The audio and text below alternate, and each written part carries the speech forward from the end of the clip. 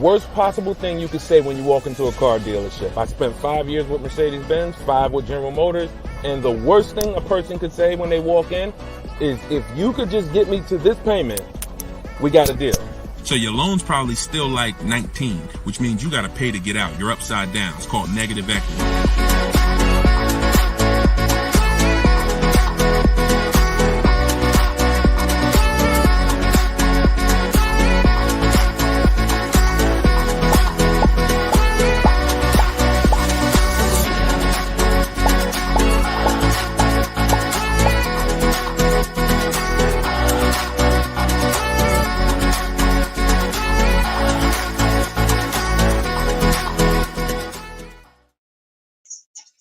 Welcome. Let me mute this because I got the audio going on my phone. We're on Instagram Live. This is our May 7th, Tuesday, May 7th, Car Questions and Answers live stream. I am your host, Deshone the Auto Advisor. You may see these broadcasts throughout the week on TikTok, on YouTube, Instagram, and Facebook. But whenever you don't see the banner above me, that means you're watching one of our live shows, so you guys can start typing your questions. If you don't know me, my name is Deshone the Auto Advisor. Let's get the quick housekeeping out of the way before we start bringing in questions. I've been in the auto industry since 2006. I left in 2020 after the pandemic. Since then, we've been focused on car shopping education, teaching you how to get the low market prices on your leases, your new cars, and your used cars by bidding and looking at multiple offers, making dealers and banks bid for your business versus how you've traditionally shopped. So that is what we do. I'm also the author of the pretty much 5-star rated digital book. It's called Cars from Home, and we're currently rated 4.94, goodreads.com. Just want to get the housekeeping out the way for those of you who don't know me. For some of you who've been on the show before on the stream, welcome back. But for those of you who don't know me, this is my new digital book. It's called Cars from Home. You can get your copy for 75% off the normal price by going to my Instagram bio, the TikTok bio, or if you're on Facebook or Instagram, you can actually scan this QR code, Facebook or YouTube. You can scan the QR code, or you can go to deshonebook.com. We have a link in the comments for you. Lastly, I am the host of the masterclass, Everything You're Doing Wrong, Buying, Selling, and Leasing Cars. Some of you have asked, I share a lot of people who are using these strategies throughout the broadcast. Some of them are people who have my book. Some of them are people who attended my free masterclass, and some of them are in my car shopping school, Maps Academy. So either way, you guys can get anything you need from me in the bios or in the comment section. So let's get started, Dolan. You can bring in the first question. This is May 7th. So if you're just getting on, we are live on all 4 platforms, May 7th, 12 p.m. Eastern time. And you can share this with your friends. Tyler from TikTok, how are you? How does gap insurance work on a lease? Great question. Gap insurance covers the amount that you owe if, God forbid, the vehicle is totaled or stolen and they don't find it. So let's just say the car is only worth $40,000, but the actual cash value if the vehicle gets totaled is, $35,000. So if the insurance company is only going to pay out $35,000, the gap insurance would kick in and cover the remaining gap. So now most leases include gap insurance, but you never want to assume that the lease includes gap insurance. Whenever you are getting your offers from dealers, when you're getting your offers, you always want to make sure that you ask for them to include gap insurance. But yeah, that's the way it works. You want to make sure 99% of leases have gap, but you don't want to make that assumption. Always ask when you're getting your quotes that the gap insurance be included. All right, great question. Go ahead, Dolan. Next one. All right, keep sending your questions, y'all. I see you on Instagram. Those of you who are on Instagram, you click that thing that looks like a paper plane, and you can actually see that you can easily invite a couple of your closest friends to the broadcast just so they know about this information when they need it. Because 1 in 5 people are shopping for a car at any given time. So 5 people in a group, 1 of them is going to be shopping for a car, and we want to make sure you guys have the knowledge you need. Go ahead, Dolan. Guys, make sure you are typing your questions all in one question. Try to get it all in one question. What's up, Instagram? This one says new car parts are hard to replace. The dealership wants old cars back. Anybody who's in the business of buying cars wants cars. So it's not just the dealerships, it's the online buyers, CarMax, Driveway, Carvana. They want cars. Local people who buy and sell cars, they want cars. Wholesalers who buy cars to sell to dealerships, they want cars. If you get what I'm saying, you understand why you need to be making people compete. See, we take one buyer. That's what you've been taught to do. You've been taught to take one buyer, one person who wants your business, and give them the opportunity to negotiate. What we teach is for you to actually go to multiple people who want that business and make them compete. And that's how we make sure we get below market prices, because we in order to get below market prices, you must see enough offers to know the market. I'm gonna say that again. In order to get below market prices, you have to know you've seen enough offers to where you know the market. Could y'all keep running up the likes on TikTok? Every time we say something that you like, if you could just tap the screen, it runs the likes up and it gets a lot of people's attention on TikTok. Let them know they need to be here. Okay, so that's what you want. Everyone wants cars back. So you want to make sure no matter where the market's going, electric cars, old cars, new cars, luxury cars, just make sure you are getting at least 5 to 6 offers every time you want to replace a car. We don't trade in cars because you are not going to get the money you could get trading cars. Now, I'm not talking to you about doing private sales either, where you list the car and then you go and you got to, have people come to your house in Facebook Marketplace. I'm talking about the people who pay cash money, inspect the car in an hour, hour and a half, and cut you a check. Those are the people we need to get 5 or 6 bids from, and that's what we teach. Those companies are very easy to find and very easy to work with. Okay, who's traded a car before?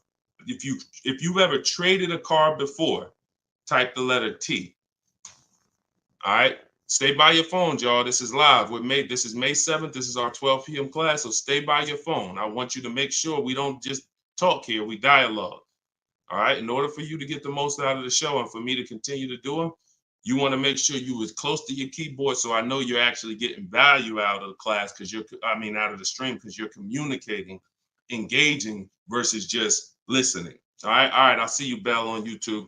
Anybody who's traded a car before, type the letter T. If you've traded a car, this is important for you to know. It's almost impossible. I see you, Thomas, on Facebook. It's almost impossible, ML Headley, to get the most money for anything, not just a car, for any item on trade. So we don't trade. We don't trade. You're not going to get the most money, and you're not going to know that you got the best offer. You need to get 5 to 6 of these online offers, and that is how you replace your leases. And in the same way, look, you've left money on the table. Some of you know, I got to tell you the bad news first. Anybody who's traded a car since the internet and online car buyers have been invented, you've left money on the table. So I want you to stop. I'm suggesting you stop doing that right now if you really want to make $1,000, $2,000, $3,000 more every time you replace your cars. Okay? Go ahead, Dolan. Shoot the next one in. Jock from TikTok. How can I get rid of negative equity with a lease? First of all, let's talk about why do you have negative equity. This is improper deal structure. So if you went over your mileage, that means listen, you should not be taking a lease for 10,000 miles per year knowing you drive 15. Because frankly, to go from 10,000 a year to 15,000 a year is only about $40 for most cars. $40 more a month, and you get to go from 10,000 to 15,000 miles per year. So it's no excuse that, taking less miles than you need and then having to deal with mileage penalties that you shouldn't have had in the first place. So we see. So our solution for negative equity is to always in most cases to roll it into a lease, because the cause usually for negative equity is you buy your cars. Somebody told you don't lease, you listen to them, but you don't keep your cars long enough to outlive the depreciation. So you buy your cars and you replace them, usually by trade, in a short period of time, 2, 3, 4, 5 years, 6 years, and that's too short of a period of time to replace a car because of the depreciation. But with a lease, you should not have negative equity. Negative equity is something, you have a penalty because you don't owe. Negative equity means the object you owe a loan on is not worth that. So you owe 20,000, but the car is only worth 15,000. In your case, you have agreed to drive 30,000 miles over 3 years, but you're driving 40,000 miles. You drove 40. So you need to pay that penalty in order for you to go to the next car. Okay? It should have been in your lease to begin with because you pay less for it if it's in your lease. You pay probably 15 cents a mile, where on a penalty, you're going to pay 25 cents a mile in a lot of cases. So what you want to do is you want to consider this: staying in the car, waiting to the end of the lease, and if whatever your mileage penalty is, rolling it over to the next car. As far as work your deal out, this is what I would be doing. One, I would do an equity assessment. Before we even talk about this, you need to do an equity assessment. The equity assessment is step 2 in my process. The name of my book is Cars from Home, 7 Steps to Saving Time, Money, and Avoiding Dealerships. So it takes you all the way through the journey of getting your car from home while you are at home. So the second step, which is right after we decide whether we're buying or leasing, is we must do an equity assessment. Some of you, who has a car that they're going to be replacing to get a car? Type me. If you have a car, it could be a lease or it could be you own it, but you're going to be, next time you car shop, you're going to be replacing that car. Who's in that situation? Type me. Stay by your keyboards. Let's go. We're live. This is May 7th. Wake up, people. Wake up. School me. All right, me, I see you. All right. What's up? Y'all can we run the lights up on TikTok? Can we tap the screen? Can we tap the screen if y'all gonna spend time with us on TikTok? Tap the screen. All right. Okay. Let's go. Let's go. Come on. Don't play TikTok. I'll close the broadcast. All right. Y'all not paying me nothing. Okay. So I'm asking you for a tap of the screen if you want to stay on with us. All right. We could definitely go TikTok. We could go Facebook, YouTube, Instagram if y'all acting funny today. We got no problem. All right, I appreciate it. I see y'all now. I see the lights running up. All right, so if you have a car you're going to be replacing, then everybody who just said me, then the first thing, once you decide whether you're buying or leasing, is you need to do an equity assessment. So you're going to call your bank. If you don't have a bank, the car's paid for, then you can skip this step, but you're going to call your bank. You're going to find out what your payoff is. Once you find out what your payoff is, you're going to now, if you have a lease, you're going to ask them, do you have a third-party restriction?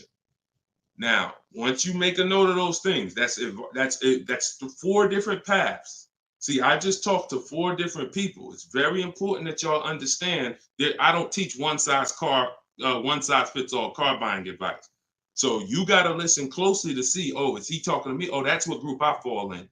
So I just said, some of you are going to replace a car. You have no money you owe on it. You don't need to call your bank.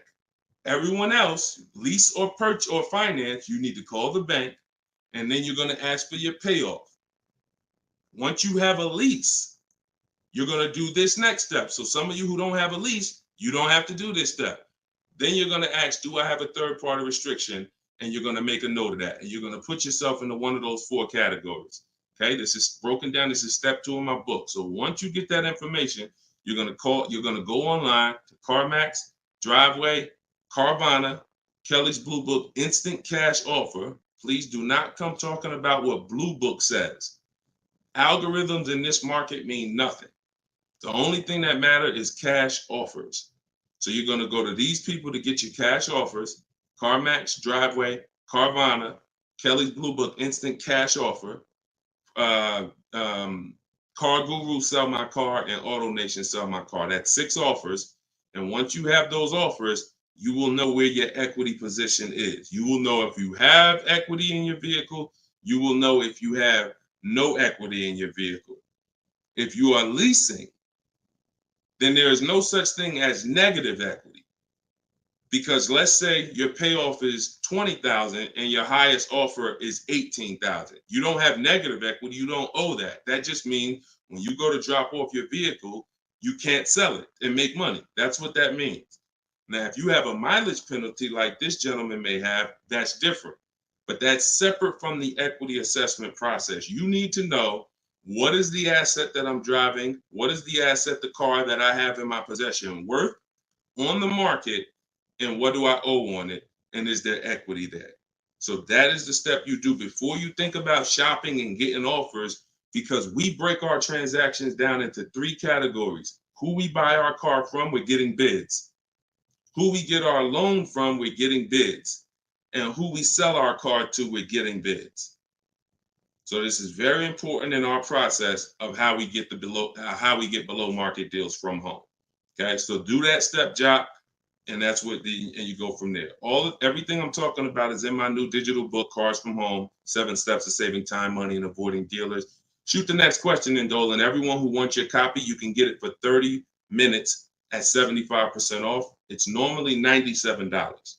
So everyone who's gotten this book, and we've gotten close to probably 6,000 people at this point, the book is $97. But when you go to my bio now, or my Instagram or TikTok bio, you can get your copy for 75% off, which would be $24, but it's only for 30 minutes. If you're on Facebook or YouTube, just check the comments and go to deshonsbook.com. You got 30 minutes to get your 75% off. Okay, Tyler from TikTok, rolled over $14,500 from a trade into a 36-month lease. Payment only $54 a month. Is this a good strategy? Payments only $54 a month? What do you mean by that, Tyler? $54 a month. How could the payments be $54 a month? You need to know how much you're rolling over into the new deal, because let's say, for example, you have $14,000 of negative equity. Just that alone is $400 a month. Just the negative equity. So I'm trying to find out what you mean when you say rolled over 14.5 from a trip. Oh, wait a minute. I think I know what you're saying. You are essentially prepaying your whole lease. What he's saying is he's taken all of the car that he is trading, which I just told you how much I'm not a fan of that.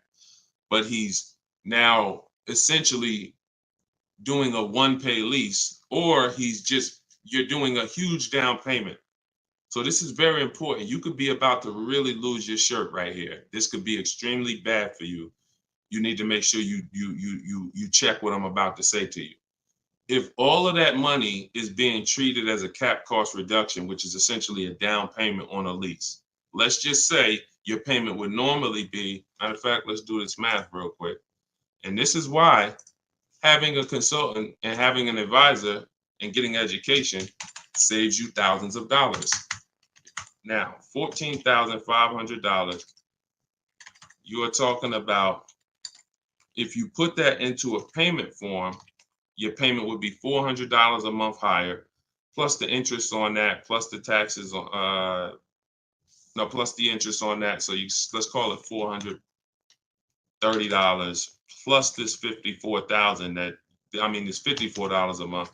So let's say your payment would have been, without you trading, would have been like $485 a month. So if they're treating all of that as down payment, then here's what's happening. You're just prepaying the lease. So you have no protection. If that vehicle gets totaled, you are out $13,000. You won't be, anything you put into that vehicle, you're out. That money's gone if the vehicle's stolen or totaled. So what it makes more sense to do is to see if there's multiple security deposits that you could put. You need to get your offers, though, with no money out of pocket, because you can't look at one-pay leases and you can't look at multiple security deposits if you don't know what the original deal was without them. So if my payment is $500 a month, and then if I put multiple security deposits down, it lowers it to $450 a month, then that could be a good offer. If it lowers it $20 a month and I got to give them $6,000 to hold, then it doesn't make financial sense. That's not a good return on you holding $6,000. But I'm always comparing it. This is something we teach called advanced leasing strategies. This is not for everybody. So but you need to determine when you're doing a one-pay lease, all you're doing is giving them all of this money up front so they can lower the actual interest on the lease and see what the payment comes out to with the lower interest. So you have to get offers without down payments. This is why I'm saying when we shop, we never shop with down payments, whether we're buying cars or leasing them. We never shop with down payments because when you're putting all this money in, you can't assess the deal because you don't know how much of this being a low payment is because I put all this money down. You need to know you have a deal before you consider what monthly payments is going to be.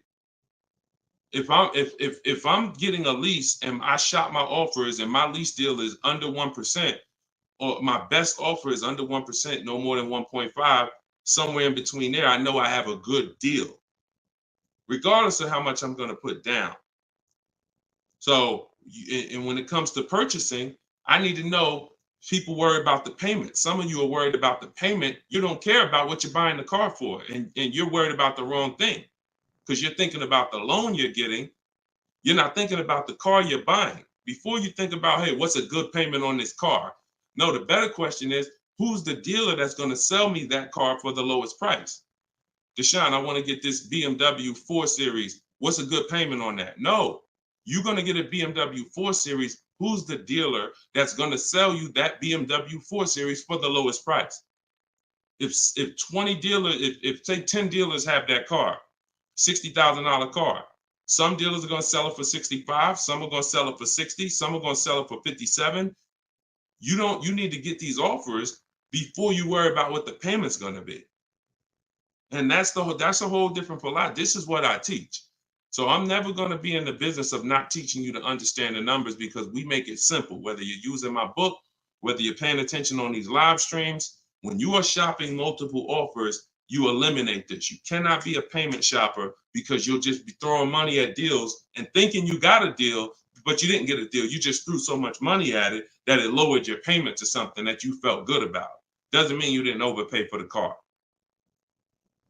All right. Very, very important, y'all. This is $3,000 to $5,000 to $7,000 to $10,000 mistakes. These aren't $100 mistakes. Listen, look, people right now are so distracted. They are asleep. They are asleep. The only way people could continue to make money is people stay asleep. It's not so when I tell you the conversation, you are taught to, when you're buying a house, get help. Make sure you have a plan. Work with the best people. Get a home inspection, even if you're not going to buy the house, right? Don't you get a home inspection even if you're not going to buy the house? Don't you risk $400, $600, $800, even if you're not going to buy the house? Why? Because you want to protect yourself from making a $20,000 to $50,000 mistake.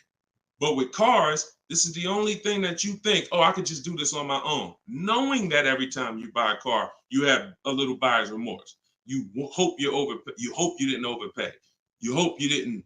So lock in. The only way you are going to win and be like these people that I show on the show all the time, like you see just a ton of people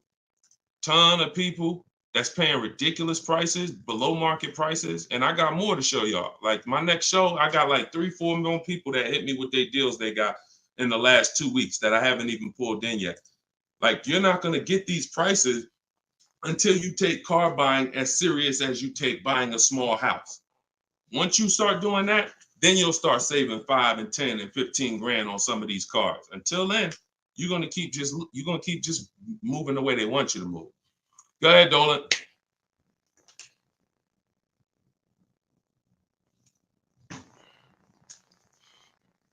Is there any way to get out of a car with too much negative equity? No. Negative equity is what I call a bad credit for people with good credit. You could have an 800 score. If you have too much negative equity, you're not going anywhere. So the first thing to know is what's the cause. See, we could sit here and we can cure the problem, but until we know the cause, you're just going to go and you're going to repeat the problem. The cause is you're not leasing, but you're not keeping your cars 8 years.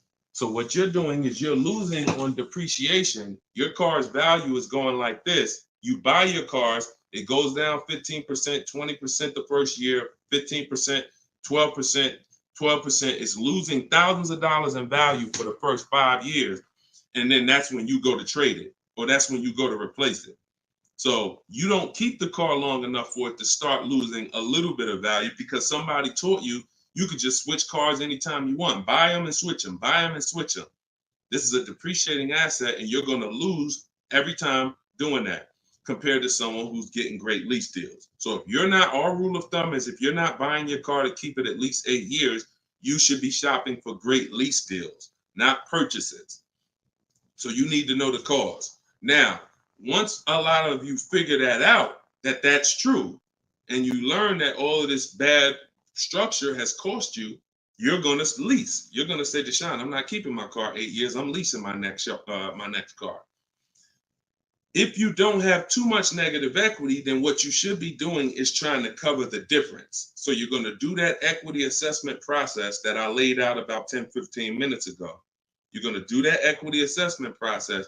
If you only have a $1,500 to $2,000, $3,000 difference between your best offer and your highest offer, I mean, let's say you owe 20 grand, but somebody's going to offer you 18, then I would pay off the difference all day long because I'm still winning with a bidding system on there.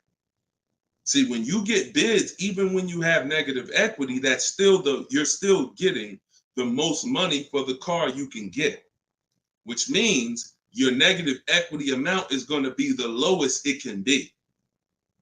So you always want to explore if I could pay the difference between my highest online offer and my negative equity, that's the best. Because once you can't do that, now you eliminate the ability to be able to participate in a bid because you have to trade. This is the only time where we have to trade because you need somebody to finance that negative equity because you can't pay the difference. You don't have the cash to pay off the negative equity.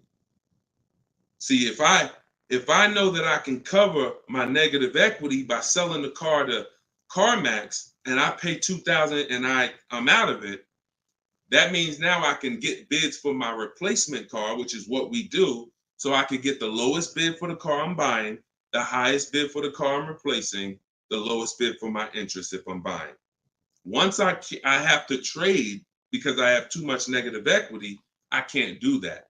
I can only get the bid for the car I'm buying, and then I have to ask that dealer to roll my negative equity into the car that I'm buying. And the problem with that is that dealer is not going to win a bid. So even though CarMax may have been offering you 18, that dealer may only be able to offer you 16. So what would have been $2,000 of negative equity is now $4,000 of negative equity. That's why paying the difference is always best if you want to maximize the deal and get below market deals. That's it. But if you have too much negative equity, you can't do that. Now, it's very important that you understand something regarding the car you're replacing your negative equity with, the next car you're going to buy.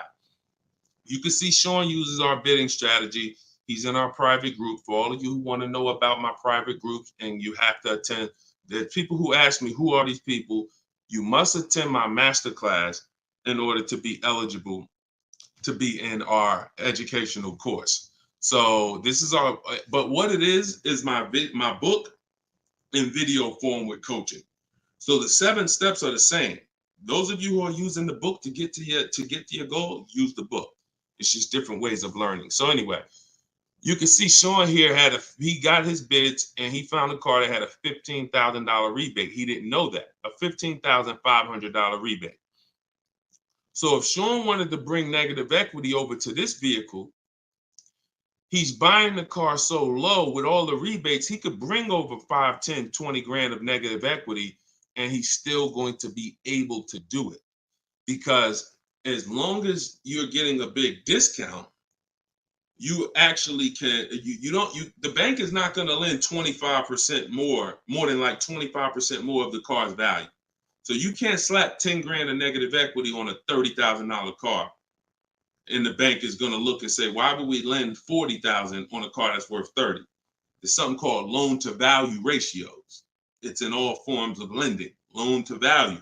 So you have a cap based on the price of the car. There's only 25% or so more that the bank is going to lend. So if you're trying to do no money down deals, having too much negative equity prevents those. So this is why we need to get out of negative equity and stay out of it and start leasing.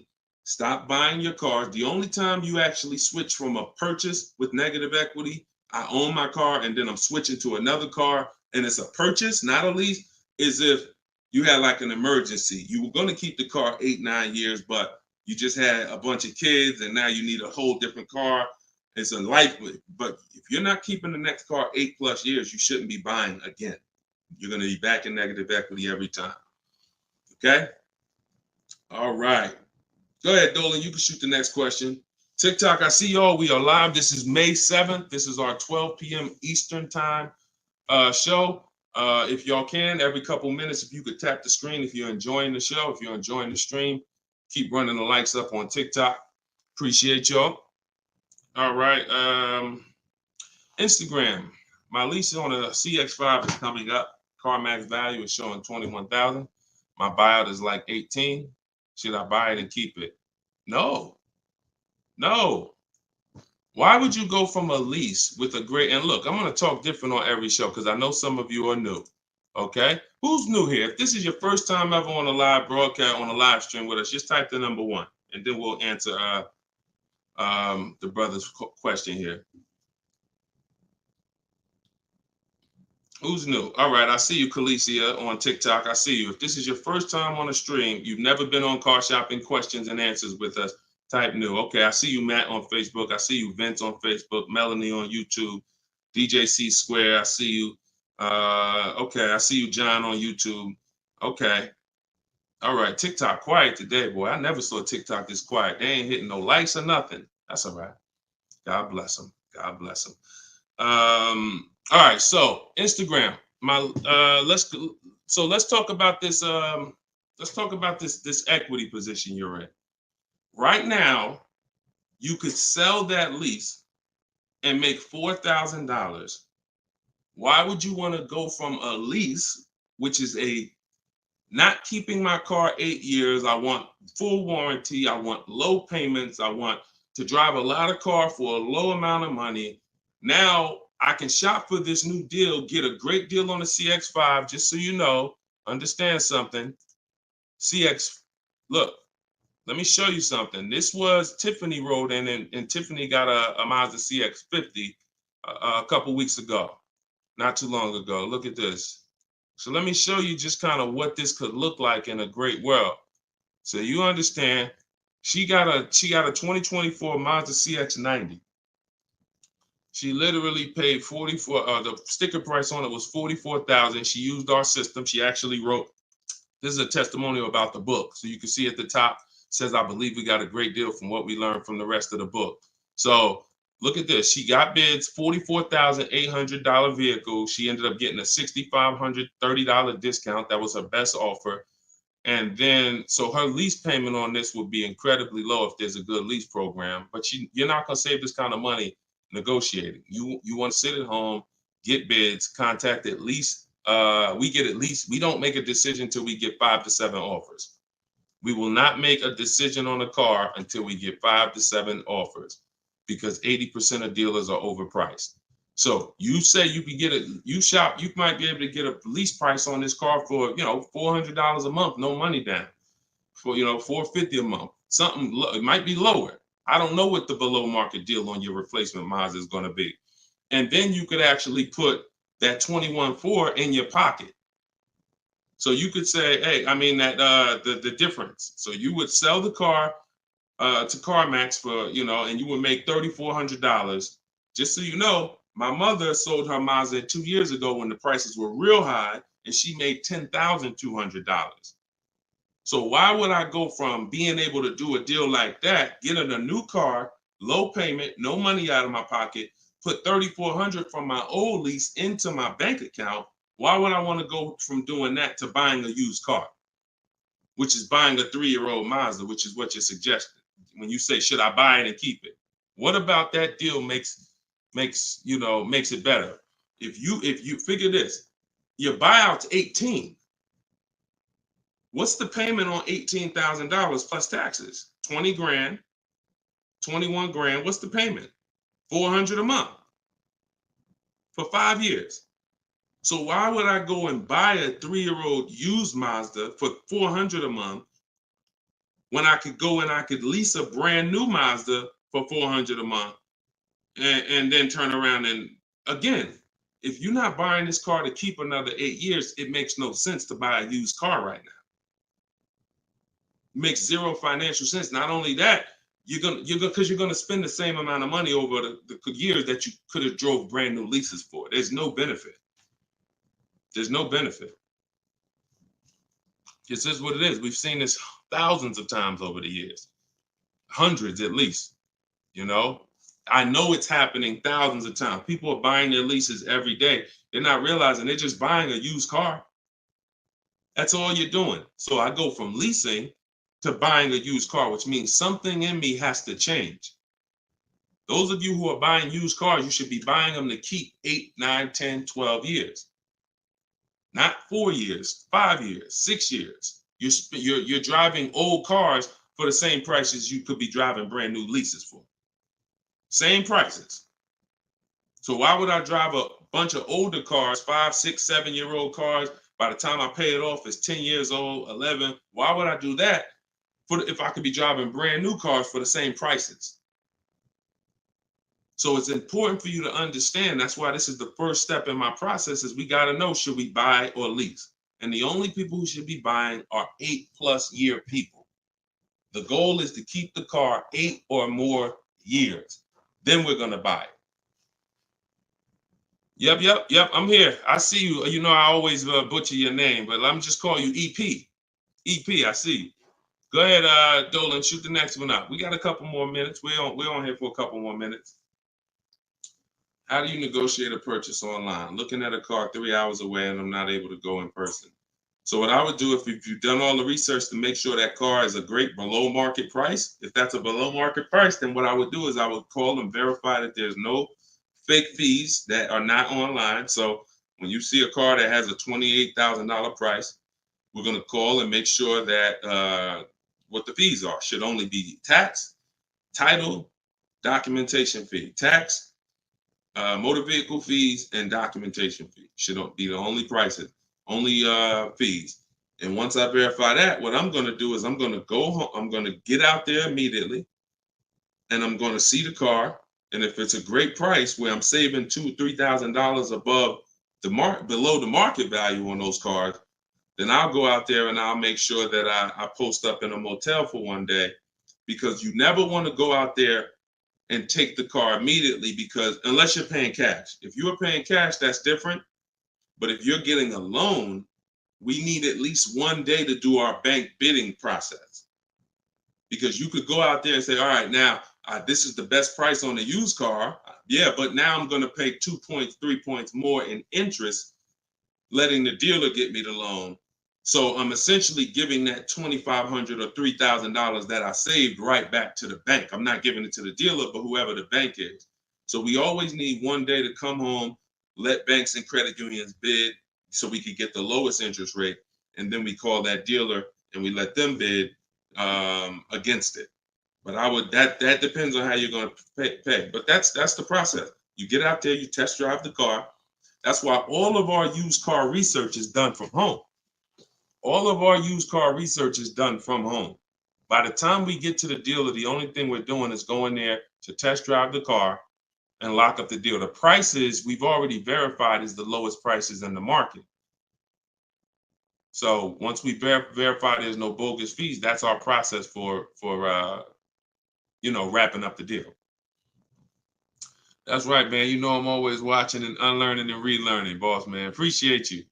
I appreciate you, EP. Always a pleasure. All right, go ahead, Dolan. Yeah, some of you are looking for your used cars locally. There's no way you're getting the best prices. If some of you are looking for your used cars 25 miles, 50 miles, 100 miles, there's no way you are getting you're getting below market prices. That's just not enough inventory to look at for you to see, Oftentimes, it's literally a dealer that's an hour, 2 hours, 3 hours away who may not be in the city. They don't have the traffic that that person has, and oftentimes they'll have a below market deal because of their particular circumstance. So if you're just shopping 10, 25, 50 miles outside of your radius, that's just not enough of a radius to get the below market deals. My brother leases up, he's over miles. Equity assessment. That's it. I just went over that about 20 minutes ago. I can't go over it again because there's people who watch the stream and it's not fair to them, but we do have this stream on replay. If you go to YouTube or if you go to my Deshone the Auto Advisor Facebook page, and you can find the section that I did only on that. Okay, it's called the equity assessment. We had another person on here that's over miles. And, once you do that equity assessment, then you want to weigh that, compare that to what the mileage penalty is. Because some people, the mileage penalty is only going to be $750, $1,000, $1,500. You could have that rolled into your next lease offer. What you do is just negotiate your best lease offer and then say, hey, look, I need you to cut a check for, $1,500 to my old lease company. Now that's going to raise your payment. So if I got a below market deal, let's say, give you an example. Let me show you with a real life example. So, so Charles, let's say Charles, he gets his Hyundai Palisade, he gets it for $597 a month, but he has a mileage penalty of, $1,500 that he needs. This dealer who won his business, he needs them to pay that to his old lease. So they're going to cut a check for $1,500, but that payment, that $1,500 now goes into his new deal. So it's just like negative equity. It's going to raise your payment up, which is why we bid this out and we don't bring stuff over. We don't bring mileage penalties over until we have already found the dealer that we're going to buy our car from, because they've given us the biggest discount. But yeah, that's what you would do. And whatever the mileage penalty is, you're adding it to your next lease. So you're paying it either way is the point. You're not getting out of a mileage penalty. It's just all about and the only way you can get out of it is if you sell the car. So that is how you get out of it. Because when I sold my Jeep Grand Cherokee lease, I was over miles by probably, I think I had 42,000 miles on it, and I contracted for like 39. But that's because I extended the lease. And when I extended the lease, I was doing more driving, and I just said, I knew I had so much equity in the car, because again, that's when cars were worth literally $7,000 to $12,000 more all through the pandemic. 2020, 2021, 2022, we had people cashing out, making $8,000, $10,000, $12,000. Some of you might have saw some of our videos and used what we were teaching then. So once you do that, that's the only way you get out of a mileage penalty is you sell the vehicle, and then it's all whole. But if you're not doing that, that mileage penalty is going to be paid. It's just what I just told you is a way to get the deal done without having to pay the mileage penalty out of your pocket. You're rolling it into your next deal. All right, go ahead, Dolan. All right, y'all, this is our Tuesday 12 p.m. stream. We're on here for a few more minutes. Keep your questions coming. Try to get to as many as we can. Everything I'm teaching y'all, if you guys do not want to remember this, if you're like, Deshone, I want something where I can see step-by-step your plan, you want to go to deshonesbook.com. We got the banner on the screen. If you're watching us on TV, you can scan the QR code with your phone, and you can get my new book. It's a digital book called Cars from Home, 7 Steps to Saving Time, Money, and Avoiding Dealerships for 75% off. So you'll get it for $24. You won't pay the normal $97, but it's only for 30 minutes, okay? After 30 minutes, it's normal price. You guys that are on TikTok, you can get yours in my TikTok bio. There's a website there, as well as in Instagram, my Instagram bio. All right, get your 75% off if you don't want to get it, if you don't want to remember any of this. All right, so Guitar Jams, YouTube, what's the best price to negotiate over sticker price? For example, a car is a $26,000 sticker, but I'm only wanting to put $27,000 in cash. Is $1,000 difference enough to avoid all BS fees? See, that's a problem. See, let me show you how you're actually hurting yourself by doing this. You're not getting bids. You're not getting multiple offers. If you're looking at a new car like this, a $44,000 car, You go in and you assume what a good deal is going to be. We never assume what a good deal is going to be. We have to reveal what a good deal is by getting multiple offers from home. So we sit at home. In my way, we use the computer and we're going online and we're going to dealers' websites. I have scripts in my book. So all you're doing is copying, pasting my scripts to use this. Now, if you're doing it your way, you just want to make sure your goal, you could do it by phone. I don't care how you do it, but your goal is to get 5 offers. Because until you get 5 offers on these new cars and on these leases, you're not going to ever know what the best deal really is. Because 80% of dealers are overpriced. So when you look at something like this, if you said, okay, $44,820 car, like the one I got on the screen. If you went in there saying, well, I only want to pay $46,000 all in. Look at what she paid. She paid net $40,300. Look, this was her base price. She got $38,289. Her net price was $40,300. So if you would have went in here on this car saying, well, it's 44, look, I'll give you 46,000 all in. You would literally have overpaid more than Tiffany by $6,000. Let that sink in. You can't go in feeling for the bottom, brother. You will certainly get somebody will take a vacation on you. Their commission they're gonna make, well, that's probably an $8,000 profit deal to the dealer, $6,000 profit to $8,000 profit, and somebody's getting a $1,500 commission on you because you just went in. Oh, let me guess what I think a good price is going to be. Not knowing if there's any rebates on the car, not knowing anything about it. I'm just going to guess. Look, what if Sean would have went in? Look, what if Sean would have went in talking about, this truck is $73,000. I'm gonna offer them $73,000, but they gotta include all the tax, all the fees. I'll give you the asking price, but you gotta include all the tax and fees in. Look, he ended up getting with bids $57,000. He would have overpaid by $20,000, $15,000. And I'm sorry to tell you that some of you are doing it every day. You've done it on all your cars. You've overpaid, not using these strategies. And I want you to stop. You're free to do what you want to do. You want to stay in the old way. But the people that you see that are getting these deals, these people that are posting, listen, when you get a great deal, you post the deal. See, when you get a car, pay attention, yo. Pay attention to what I'm about to say. It's very important. When you actually have strategy to get great deals, you actually post the deal. This is our private group where we post our deals. Look, people are not just happy about the car. Look, Eddie, I ended up getting multiple offers, got a Toyota Camry hybrid. This was last year when these cars were literally on fire. Look, quote, getting quotes as high as 10 grand over sticker. Look, I got $2,086 under sticker. $10,000 over sticker was his highest quote for this Toyota Camry hybrid. There are people who paid that. There are people that paid 5 grand over sticker for the same car Eddie got. There are people who paid sticker.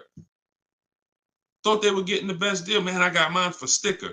He got his $2,086. Some of you who might see this broadcast, you might have said, you might have the same car. Deshone, wow, man, I got that same car. I paid 4 grand over sticker to get mine. Yeah, Eddie at the same time, same year, paid $2,086. Sorry to tell you, but you overpaid by 4 or 5 grand. This is real. We're not sitting up here doing this talking about hundreds. There's nothing y'all hear me talk about in these streams that had hundreds of dollars. And frankly, unless you are rich, you can't afford to lose $2,000, $3,000, $4,000 every time you buy a car. You can't afford it. This is where you're losing. So what I would tell you, Guitar Jams, is do what I just said over the last 10 minutes. Get bids. If you want the system for doing it, that's in my book. If you want to do it your way, I don't care how you do it. Just get at least 5 to 7 offers so that you can see where the best offer truly is. 8 out of 10 dealers are overpriced, and you don't know how bad they're overpriced until you get all your offers. 10 grand overpriced, 5 grand overpriced. All right. Go ahead, Dolan. Shoot the next one in. Great question, though. Can you get a deal when you build your own car? Absolutely, Sherry, but you want to get those offers before you agree to buy something from anybody. So if I'm ordering a car, I'm getting 5 offers, 10 offers. I'm getting 5 to 7 offers, not 10 offers. See, in my book, I have a process called the 25 to 5, where we connect with 25 dealers online in 20 minutes. And our goal is to get 5 to 7 offers in 48 hours. So once that happens, we don't order a car until we verify the car doesn't exist in the market. See, because when you walk into a dealership or call 2 dealerships and they say, oh, we don't have that car, but we could order it for you. Now, what are you doing? You only talk to 2 dealers. What about in the 25 dealers that we talk to? What if 7 of them or 10 of them have that car? So you just talked to 2. Now they got you ordering a car. We don't order until we talk to these 25 dealers online and they tell us, hey, nobody has it, or it's only 2 out there, then we might order. But that car could be sitting right around the corner from you, or 30 minutes away from you. People could have 5 of them. An hour away from you, people got 3 more of them. But because you're just local, you think, oh, I need to order this. We don't order until all of those dealers tell us we don't have that car. And then when we send out our order request, we're getting quotes from all those dealers. So we're getting probably at least 10 offers. When we go to order, we're probably getting 10 offers because all of those dealers we've already been talking to. And any of them could order us a car. I had a young lady 2 years ago, no, last year, the new BMW came out, the new BMW X4M, and she got quotes. And to order, nobody wanted to give her below sticker price. Some were higher than sticker. The person who won the bid was giving her $3,000 below sticker. But the car had a bad lease program though, so she ended up not getting it. But $3,000 below sticker. If she was purchasing that car, that would have been a ridiculous deal. Brand new BMW, new body style, $3,000 below sticker. But that's bids. And we do that in 45, 60 minutes. Before you even get home from the grocery store, we already got the bids, and we're not putting in 60 to 90 minutes to get this done. So my process is not just money, it's time.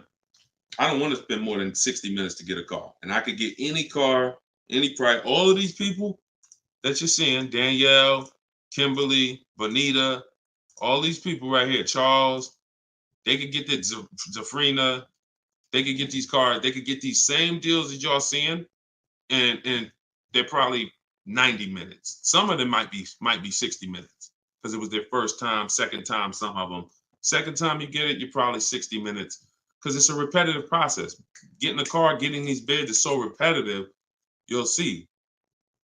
This is what I should have been doing years ago. I don't know why. So easy. All right, go ahead, Dola. Shoot the next one in. What's up, Sus? Ralph Morales. K. Michelle, I see you. That's not the K. Michelle, I know. What's up, John? I see you. Steps if the lease has a third-party restriction. So if the lease has a third-party restriction, we're going to get bids from whatever dealerships make the car. So if there's a Nissan and I have equity, if I have $2,000 or $3,000 or $4,000 in equity, then what I'm going to do is I'm going to call and I'm going to get bids from the local dealers, because a third-party restriction means that it doesn't mean you can't sell the car. It means you could only sell to a local dealer who makes the car. So we still get bids. We get 3 to 5 offers from used car managers. And whoever makes us the best offer gets the car. And then they'll cut us the check for any equity that's in the car. But we always need to get the offers online, because that's going to tell us if we should even be pursuing. If we don't have any equity, or it's at a break even online, there's no reason for us we don't have any equity in the car. We're just going to return the lease. But the process of doing this is to prevent what a lot of people have done. You dropped off your car 2020, 2021, 2022 at a dealership. If you dropped your old lease off and you didn't do an equity assessment, chances are you gave up a lot of money.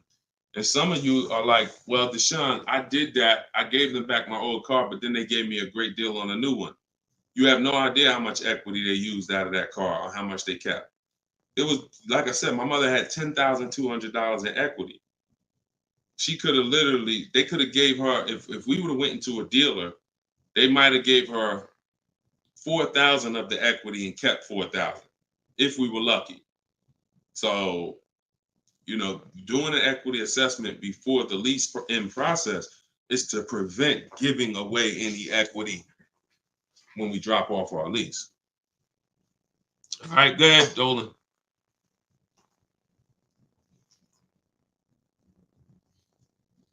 This is our Tuesday, May 7th live show, 12 p.m. If you don't see the banner above me, that means we're live. So you can type your question. Dolan will bring them in. We got another couple minutes. Hey, Deshone, currently in talks with dealers for a good offer. Thanks for all your help. Great. I feel empowered and confident I'll get the best price. Get the book, everybody. Stop leaving money on the table. Thank you, Nico Smooth. See, it's empowerment. It's the only way to feel empowered. You are not going to feel empowered going and negotiating with a car salesman. Anytime you're working with us, it's already set up for you to leave not able to guarantee you got the best deal.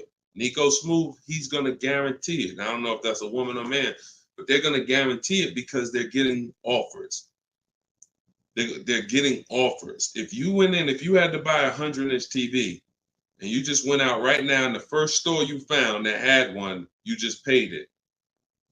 Or you looked and said, man, I think that's a good price. 100-inch, man, that's only, $900. I feel like that's a great price. Meanwhile, you didn't look on Amazon. Amazon had a better brand for, $200, $300 less. Or Amazon had the same brand, or Walmart had a better brand for $300 less, or Best Buy. These are the same principles. It's impossible for you to go into a car dealership and get a good deal and you don't know the market. The market you only know through getting offers. Once you get the offers, you see what the best market prices are and you pick the lowest one. That's how you get the below market offer. So I'm glad, Nico. Enjoy, and definitely send us your success story. Just like Tiffany did, email me your success story when you get that offer and you close that deal out. Way to go. Go ahead, Dolan. What's up, Todd Billions? Do you need to check dealers in other states? I live in Florida. Depends. We will go with, all right, so some people will do my strategy is called the 25 to 5. We're connecting with 25 dealers online. Some people, they do it through offers. If the state is not too big, maybe their 25 dealers is all, if their state is really big, maybe the 25 dealers are all in the state. But some people, they might only have 12 dealers in their state, and so they're going cross state lines, and that's very common. That's very common. If you look at Sean posted in our group, and he said he ended up expanding his search to 150 miles outside his area to find this deal. He said, I'm going to another state to pick this up, which is something I never would have thought of before, or would have before he attended the class. So he attended my master class. All of you who want to attend my free master class, it's called Everything You're Doing Wrong, Buying, Selling, and Leasing Cars. You can go to my TikTok bio, and you can go to my Instagram bio. We have a comment in the comment section for you guys who are on Facebook or YouTube.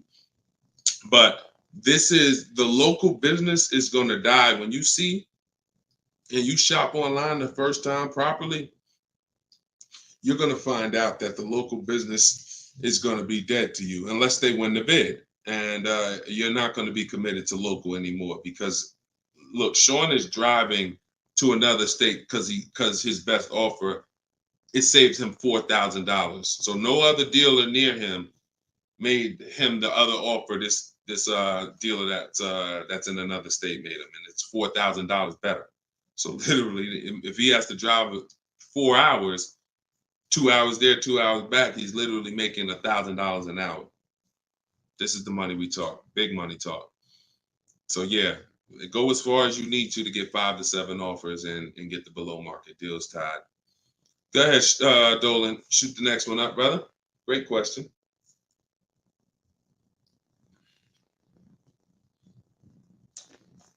This is Charles Harris on YouTube. How are you? Hey, Deshone, why you don't have PayPal for a payment method?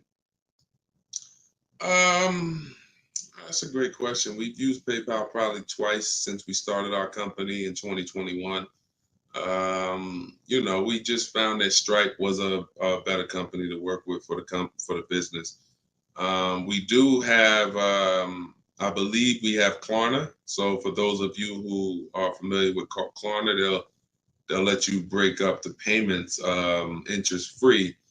For the book or any product we sell, we make Klarna available for the last year. But PayPal is just a little different to work with. We've enjoyed working with Stripe. So hope that helps. Go ahead, Dolan. Right, we just hit the hour mark. Got a couple more. We'll try to take a couple more before we wrap. Lenice from Instagram. By the way, everybody, if you just jumped on, this is our Tuesday, May 7th, rather, 12 p.m. live. So we are live. So feel free to ask your questions. If you don't see the banner above me, then that means we're live and you can type your questions. Is purchasing a car from Enterprise Car Sales a good idea? If in order for me, when we're shopping for used cars, like I have this used Infinity truck. We got it a year ago. It was 2020, so it was 3 years old. When we found that car, when I narrow it down to my top 3 to 5 used car options, they have the best title histories, the best service records, the best accident records. They're the best price in the market. They're below market. And then I verify what the brand new price was, because you can't know a car is great until you know the new car price. Because if a car was 50,000 and they're asking 30, that's different than a car that was 55,000 and they're asking 30. The $55,000 one has more value, has more equipment, more options, so it's a better value. So it's impossible to get a great deal on a used car without knowing what the original price was. So you might have picked a car that's, this one is 30,000, but again, the original price was 50. Meaning, while another one might be 31,000, it's $1,000 more, but the original price was 55 or 57. So you got to know what was in the new car price to be able to compare when we're getting. So if I narrowed it down and that Enterprise car was in that bunch, I'm not opposed to it as long as it has great service records, great accident history, great title records. But the title is going to show as a rental. So when I say great title history, you got frame damage, you got salvage titles, you got rebuilt titles, cars that have been totaled, rebuilt. You have different forms of title: personal lease, personal vehicle, corporate lease. These are all different categories of title. So if you get one that has a rental, then that price needs to be considerably less than the other cars on my list.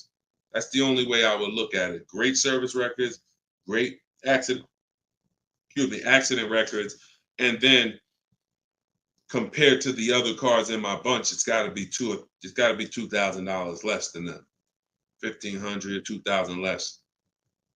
So that's the only time I consider it. Go ahead, Dolan. Now, the way we shop for new cars and leases in my book, and the way I teach, is the 25 to 5 strategy. That's when we're connecting with 25 dealers online to get 5 offers, 5 to 7 offers, 25 to 5.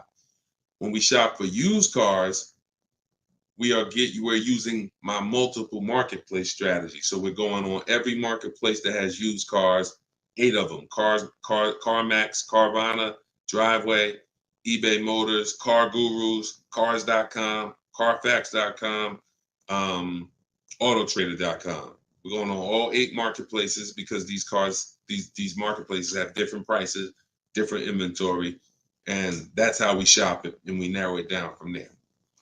All right, Fo from TikTok. Best way to trade a vehicle and not be upside down.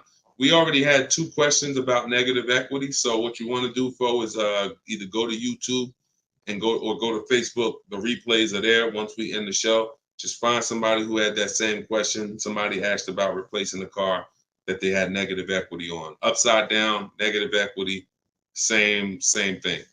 Just 2 different terms. Go ahead, Dolan. Everybody getting value out of the show. If you're getting value out of the stream, type $signs, type a $sign. If you're getting value out of the stream, type a $sign. All right, everybody getting value? All right, I see you. Perfect. Good. Good. I see you, John. I see you, Tracy.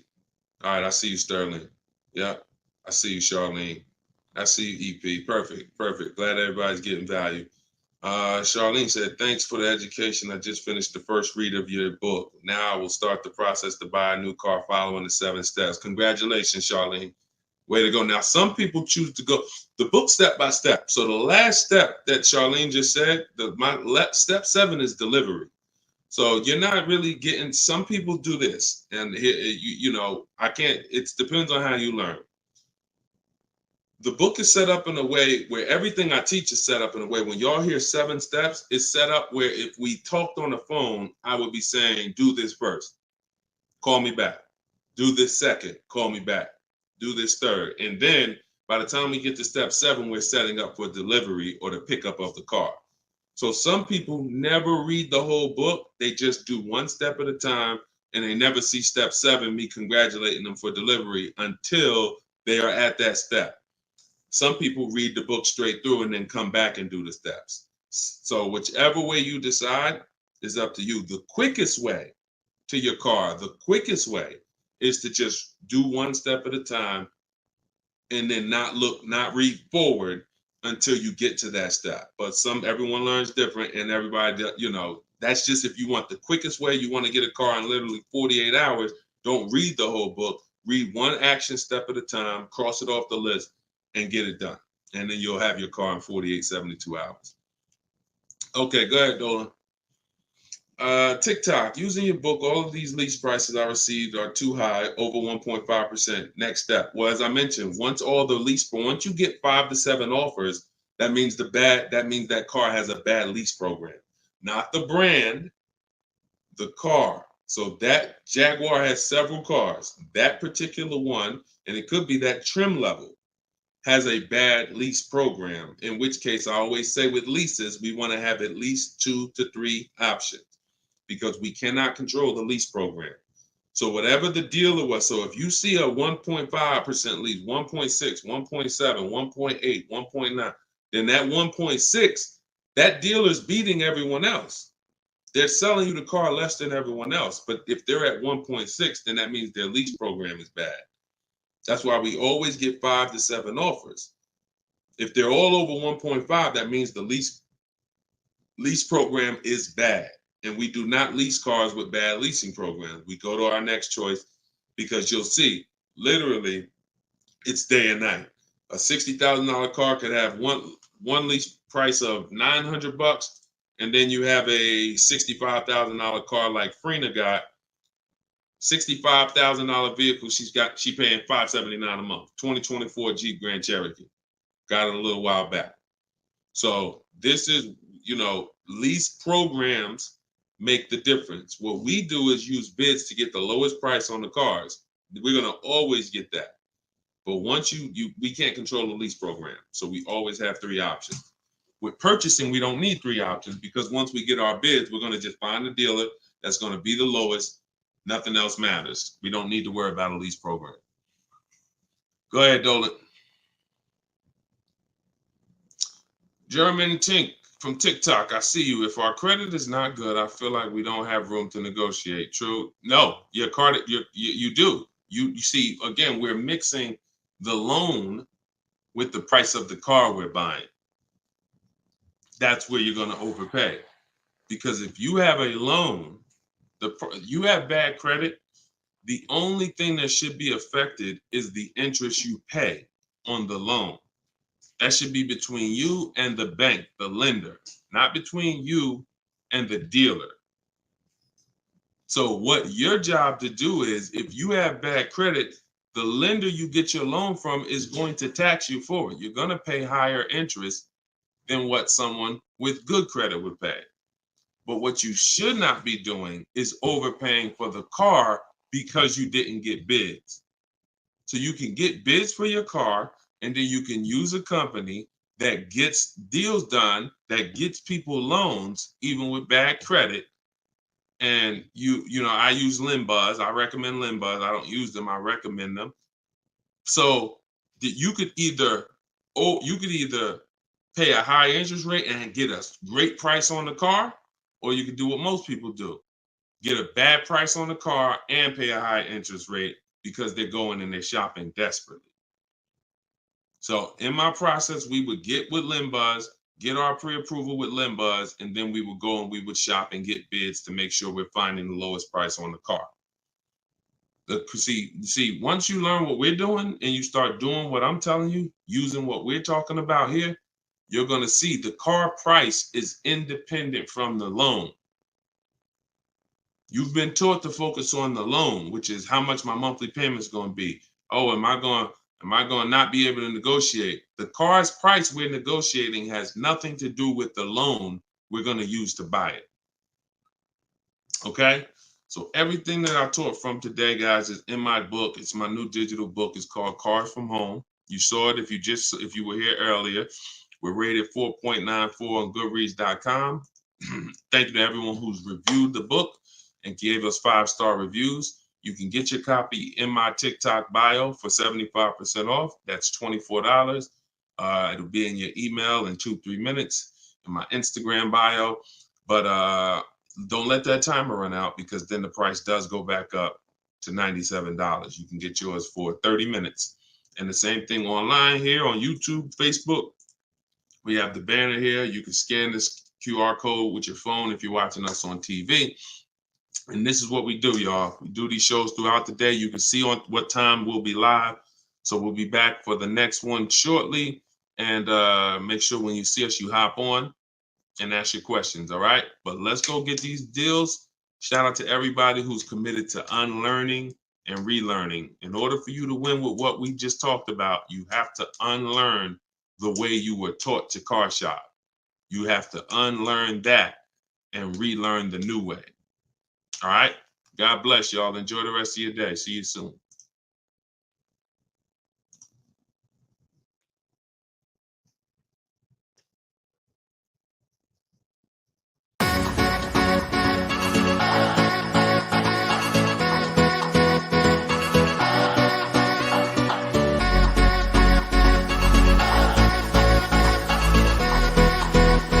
The worst possible thing you could say when you walk into a car dealership. I spent 5 years with Mercedes-Benz, 5 with General Motors, and the worst thing a person could say when they walk in is, if you could just get me to this payment, we got a deal.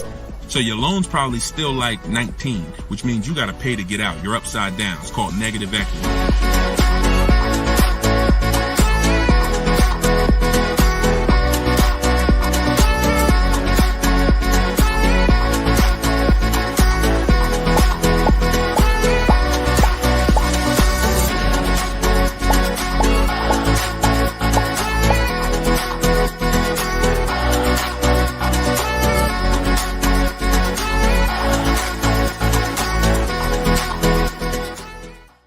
In the next 12 months, if you are car shopping now, or in the next 12 months, I want you to type a 1 in the chat as you come in. My name is Deshone the Auto Advisor. I do these live streams throughout the week to answer questions when it comes to car buying the new way.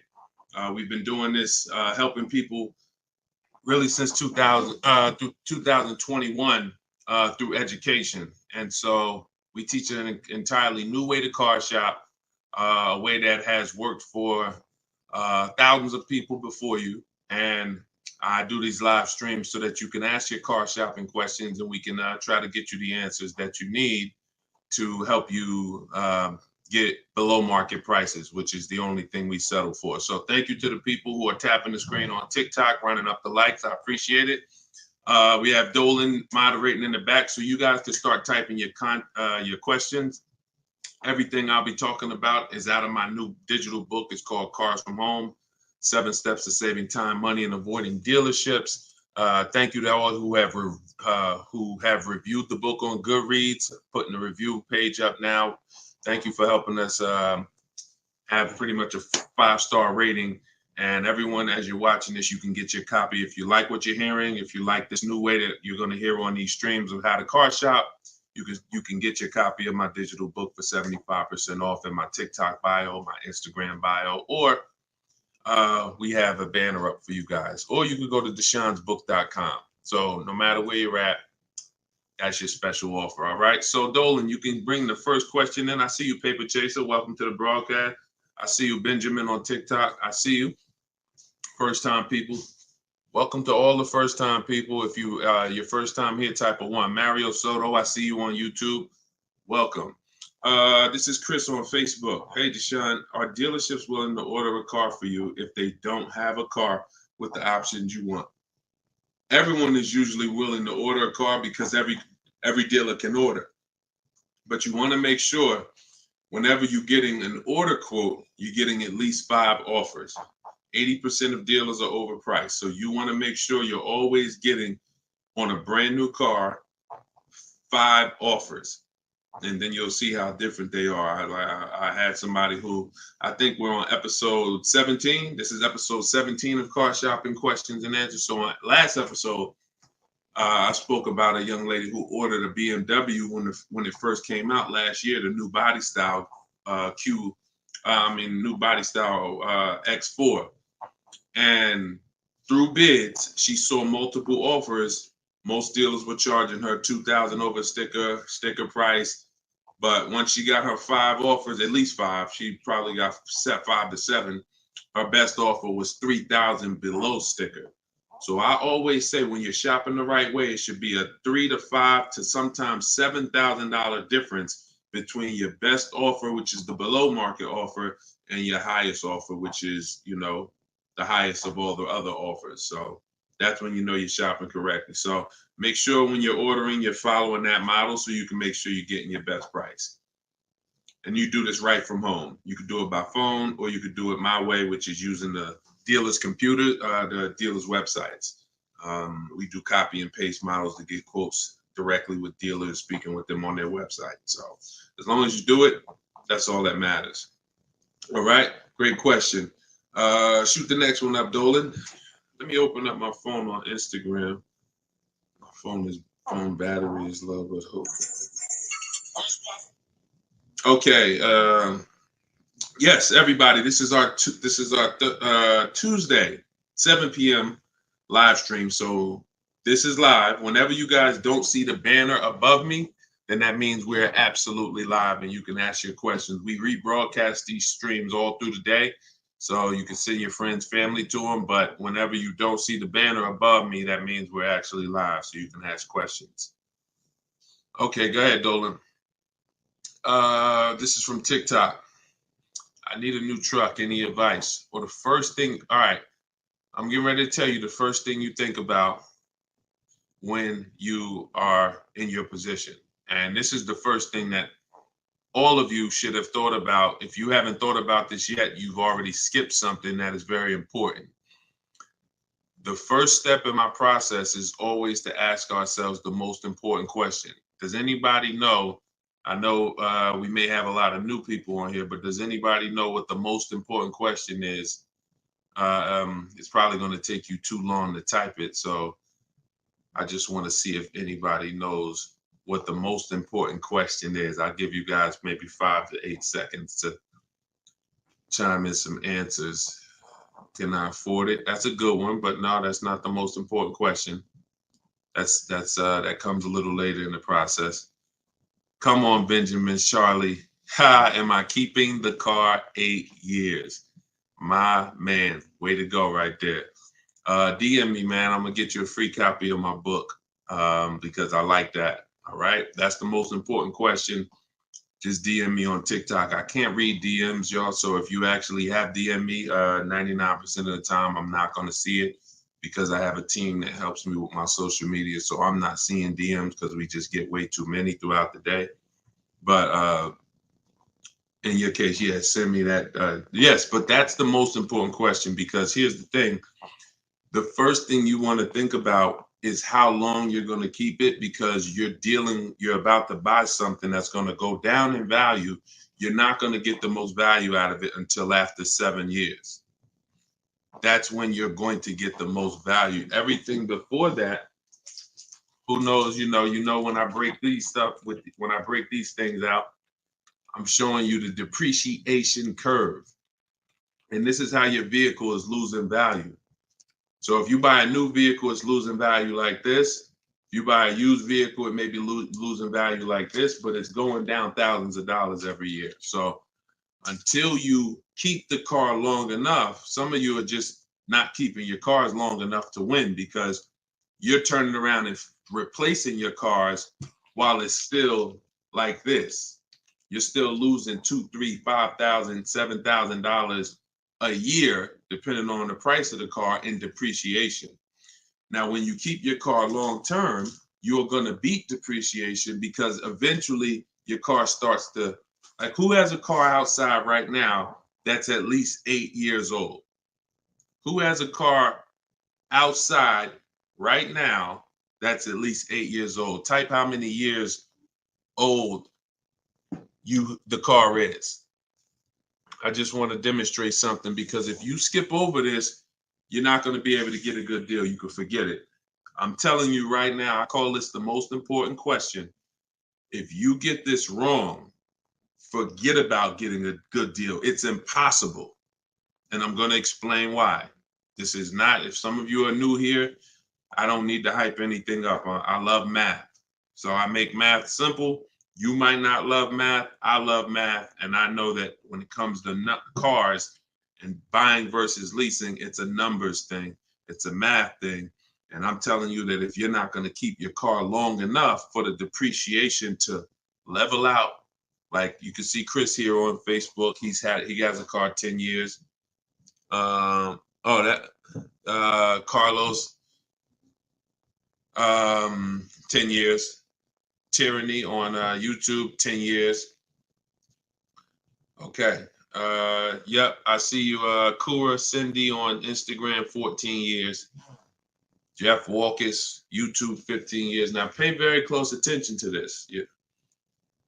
You'll notice that the way the amount your car is worth today, it's going to be worth almost the same thing next year.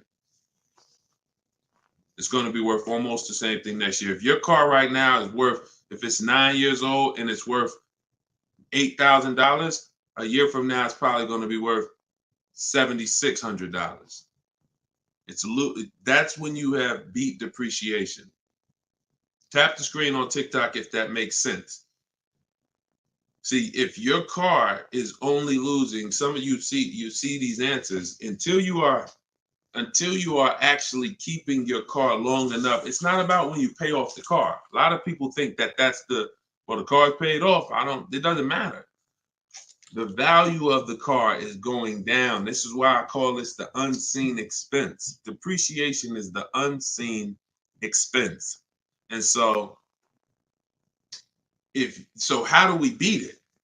You can't replace the car in 2 years, 3 years, 4 years, 5 years, 6 years, 7 years. Can't replace it. You have to replace it either after that, or if you're not going to keep it that long, you should be shopping for a lease. And I'm going to show you the numbers before we move on from this. I'm going to make this point very clear. Now, this is step 1 in my book. This is why if you don't get this step, you cannot get a great deal on a car. So Instagram, I just want to let y'all know that if you're enjoying what we're doing, there's a button that looks like a paper airplane at the bottom of the screen. If you could hit that and just quickly in 10 seconds, tap 3 friends or 1 friend, anyone, I don't care. Just invite people over, because I know they'll appreciate it. Because a lot of you guys have friends right now that are outside in dealerships getting overcharged as we speak.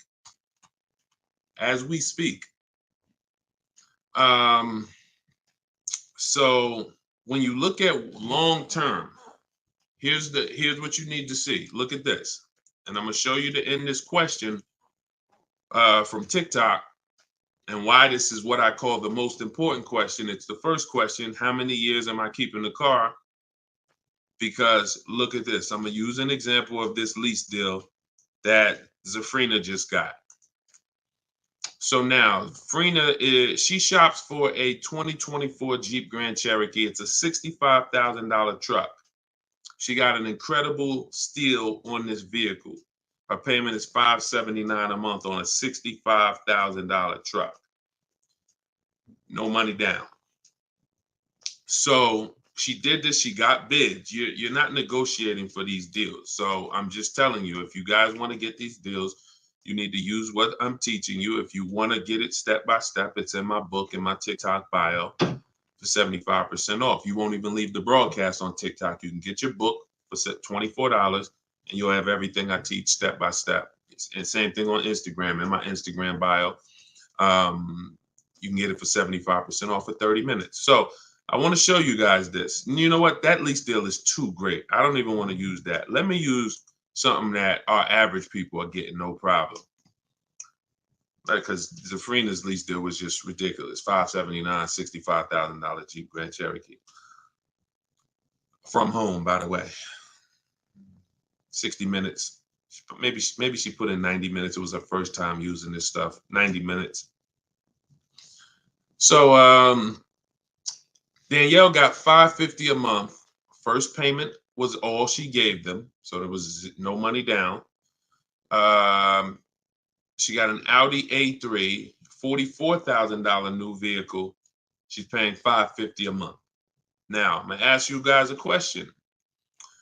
Danielle gets this sitting at home. And look, she said, due to circumstances, because some people like Deshone, she might have had time, a lot of time to do this. You know, I need a car in like 30 days.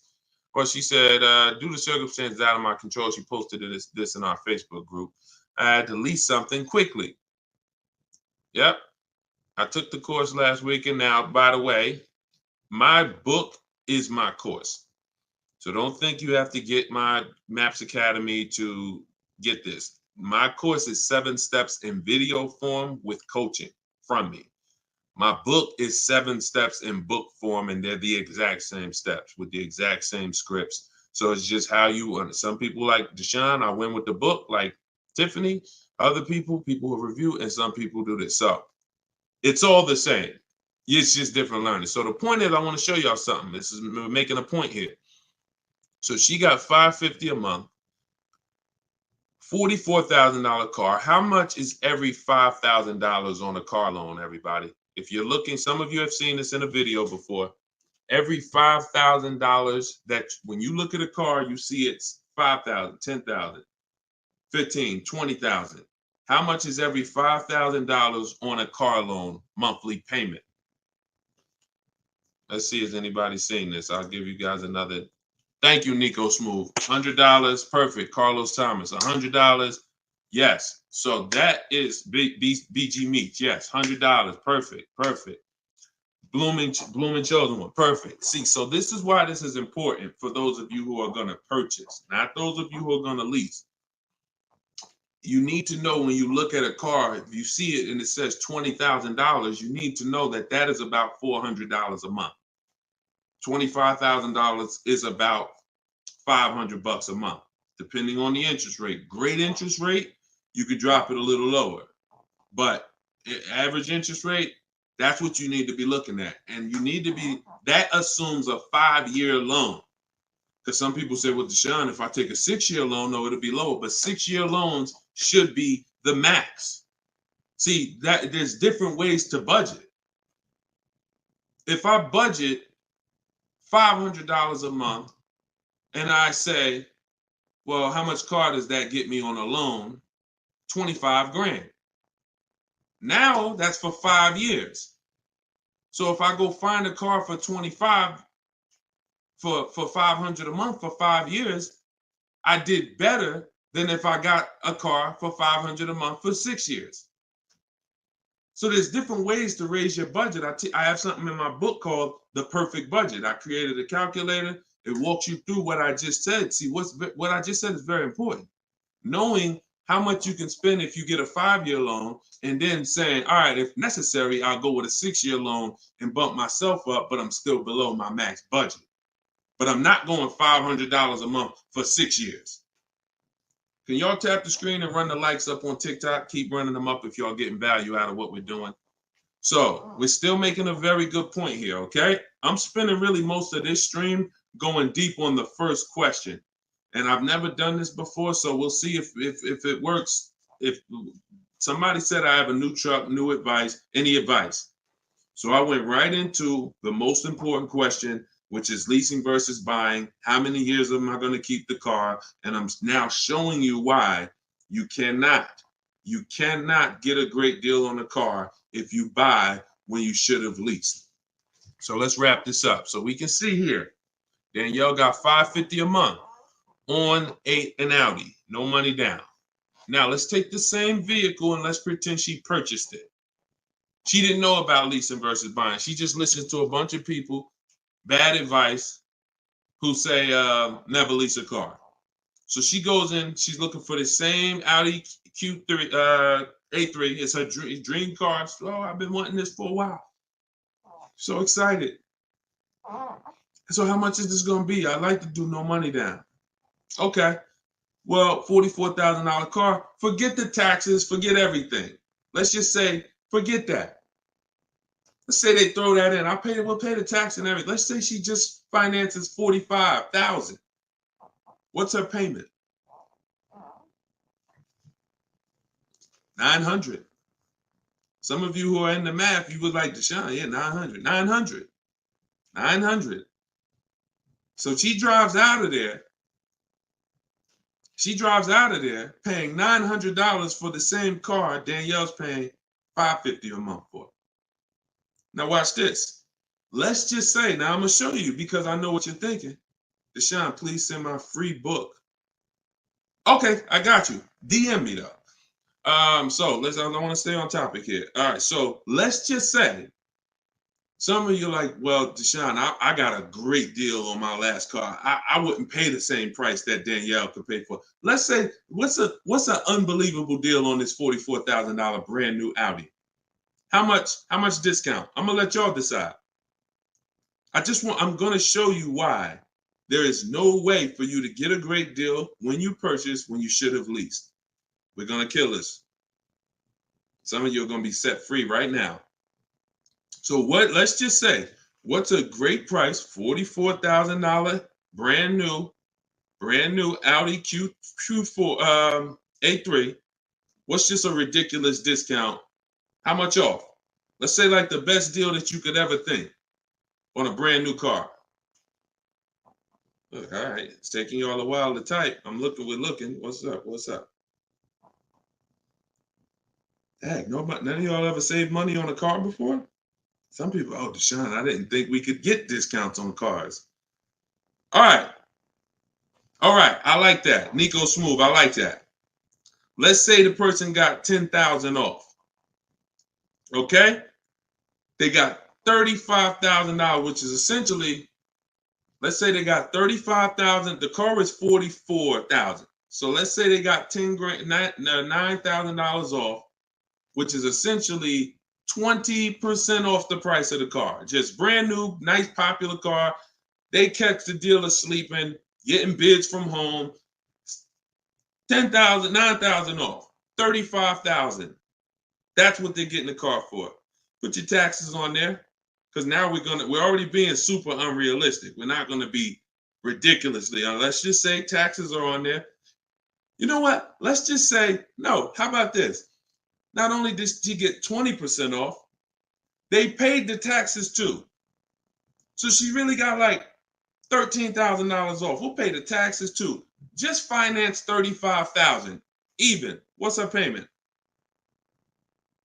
The most ridiculous new car deal we could ever imagine you've ever seen, we just went over. To show you, no matter how good this is, she still is about to lose because she's purchasing and she should be leasing.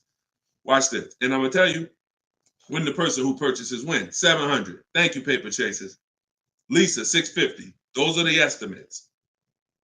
Where do we win at? Imagine if I just gave y'all a ridiculously unreal situation that will never ever happen, but just to illustrate, if that ever happened, 20% off the car, pay the taxes, her payment's still higher than Danielle leasing. So when does the person who buys win? When they keep the car long enough to outlive the depreciation. Very simple. 8 years. 8 years. It's no comparison. So like you're sitting there and you're like, Deshone, I bought my last car and I've been buying cars all my life. I was just taught you buy your cars, you don't lease them, but I never keep them more than 8 years. If that's you, I want you to type a sad face.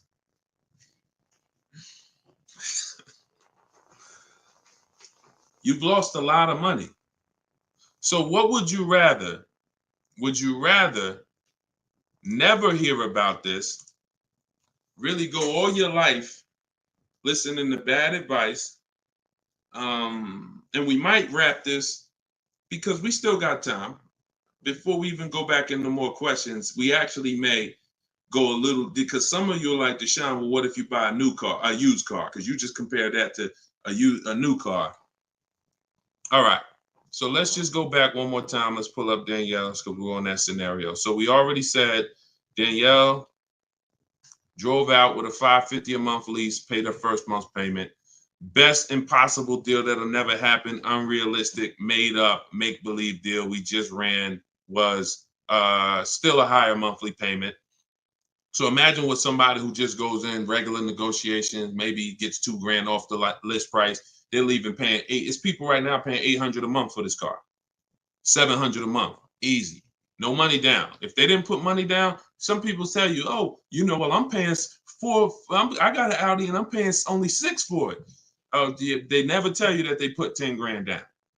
They never tell you that they put $10,000 down. They forget about that because the day they give the dealer $10,000, they want to forget about it. So they're definitely not going to bring it up in the story. No money down deals. This is what you're doing most times when you're leasing. So let's go back. Let's say somebody decides they're going to get a good price on a used one. Let's just throw this scenario in here real quick to end this. Instead of a $44,000 brand new one, they find one for like $28,000.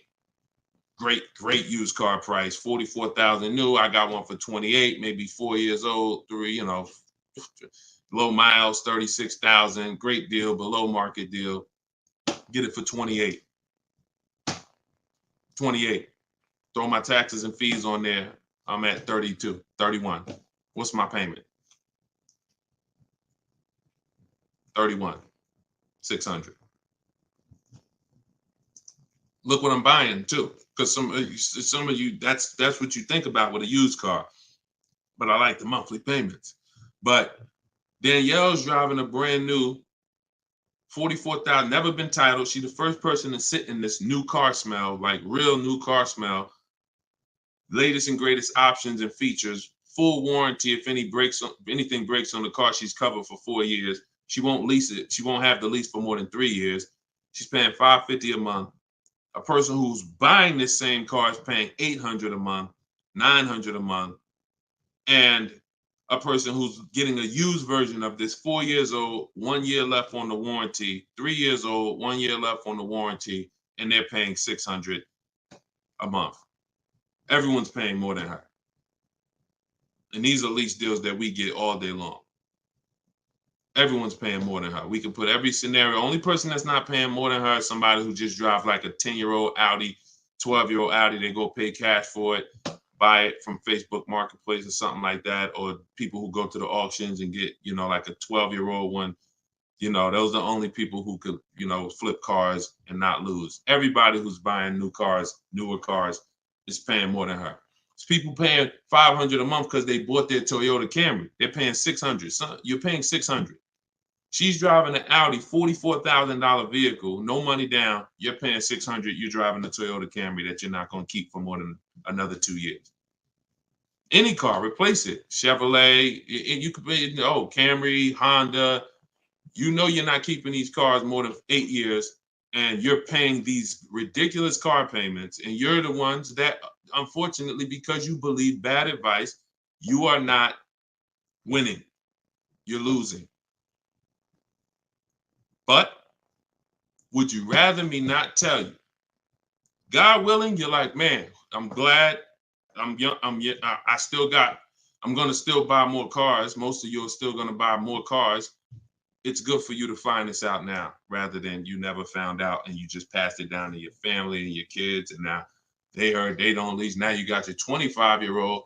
He never heard about leasing. He goes and he gets himself a $30,000 car because he got a good job. He said, all right, I could afford a $600 a month payment. He gets a $30,000 car. His payment is $600 if he put no money down, or maybe he put 10 grand down, whatever. Point is, he's paying between $400 and $600 a month for this car when he could be leasing a brand new version of that car for $350 a month. $350 a month, $600 a month. These payments are nowhere close. It's nowhere close. Depreciation is the unseen expense. So this is all step one. See what I'm saying? So when you're reading my book, you're going through leasing versions. I got a video on this, by the way. This is in my digital book. I'll link to certain videos to help you guys really understand certain concepts. But this is what we do. This is step one. Leasing versus buying is step one, because I know who was taught, be honest, never lease a car.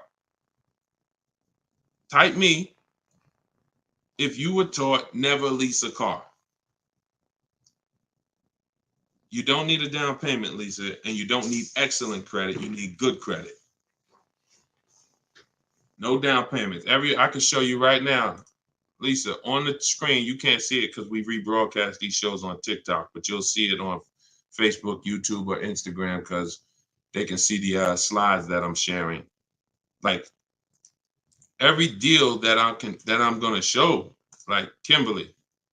Look, she got a $91,000 Maserati, $944 a month, 39-month lease.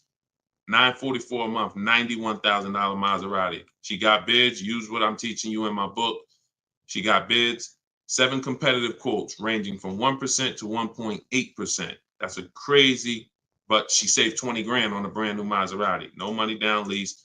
Bonita, this was in the middle of the pandemic. When people were, the Kia Telluride was one of, if not the most popular SUV all through the pandemic. People were paying $800 a month, $900 a month, $1,000 a month for these Kia Tellurides. She leased one in December 2022, and she got it for $600 a month, and she gave them $600. That's all she gave them. So, ask questions. It's better to ask questions about things that you may not understand versus making statements. Because when you make statements, sometimes it can mean you're not in a full posture of learning. But I do get that you're dropping. Many of you are this is a game changer for you. This is a game changer. This is a money changer for you. I mean, my goodness, my brother who I met recently over the last year, he's a neighbor of mine, and he's become a close friend. And he had a Kia Telluride, black one, just like her. Totaled it. His wife was in an accident maybe about a month ago and totaled it. And he called me and he said he had saw the 8-year rule, and he said, I'm not keeping these cars 8 years. I'm going to lease this one. He leased a Kia Telluride, and his best offer on the same vehicle he owned was under $500 a month, no money down. It was like $479, $489. He was just paying. Remember, this was a $45,000 Kia Telluride he had. His payment on that car was probably $800-900 a month. So that's his wife totaling that car ended up being a blessing. Got him out of that car. He got the lease. He got the same car, brand new one, and he's paying $300 a month less because he has correct deal structure now. This is so important.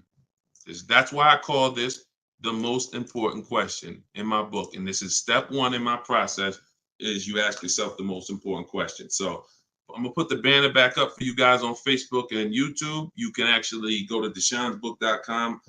Dolan pinned a comment in the Instagram section, in the Instagram comments.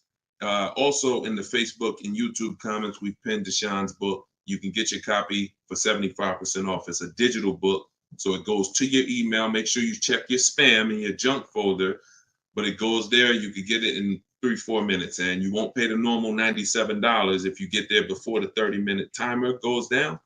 Once the time expires, the price is $97, which is the normal price, and it's worth more than that. It's worth thousands. I wouldn't price it at $97 if it wasn't worth thousands and thousands of dollars.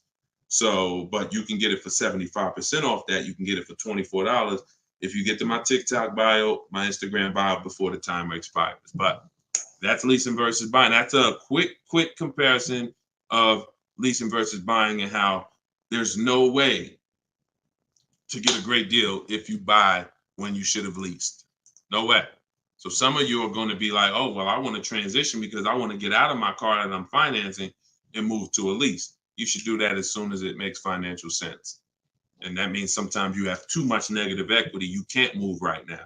So you may have to wait a year or 2 years before you can actually move over. I like that question M asked on YouTube just now. Do you value owning cars without payments? Can you throw that one up, M? Can you throw that one up, Dolan? Who was taught always pay cash for cars? Who was taught, type a $sign if you've heard or you were taught that you should always pay cash for cars.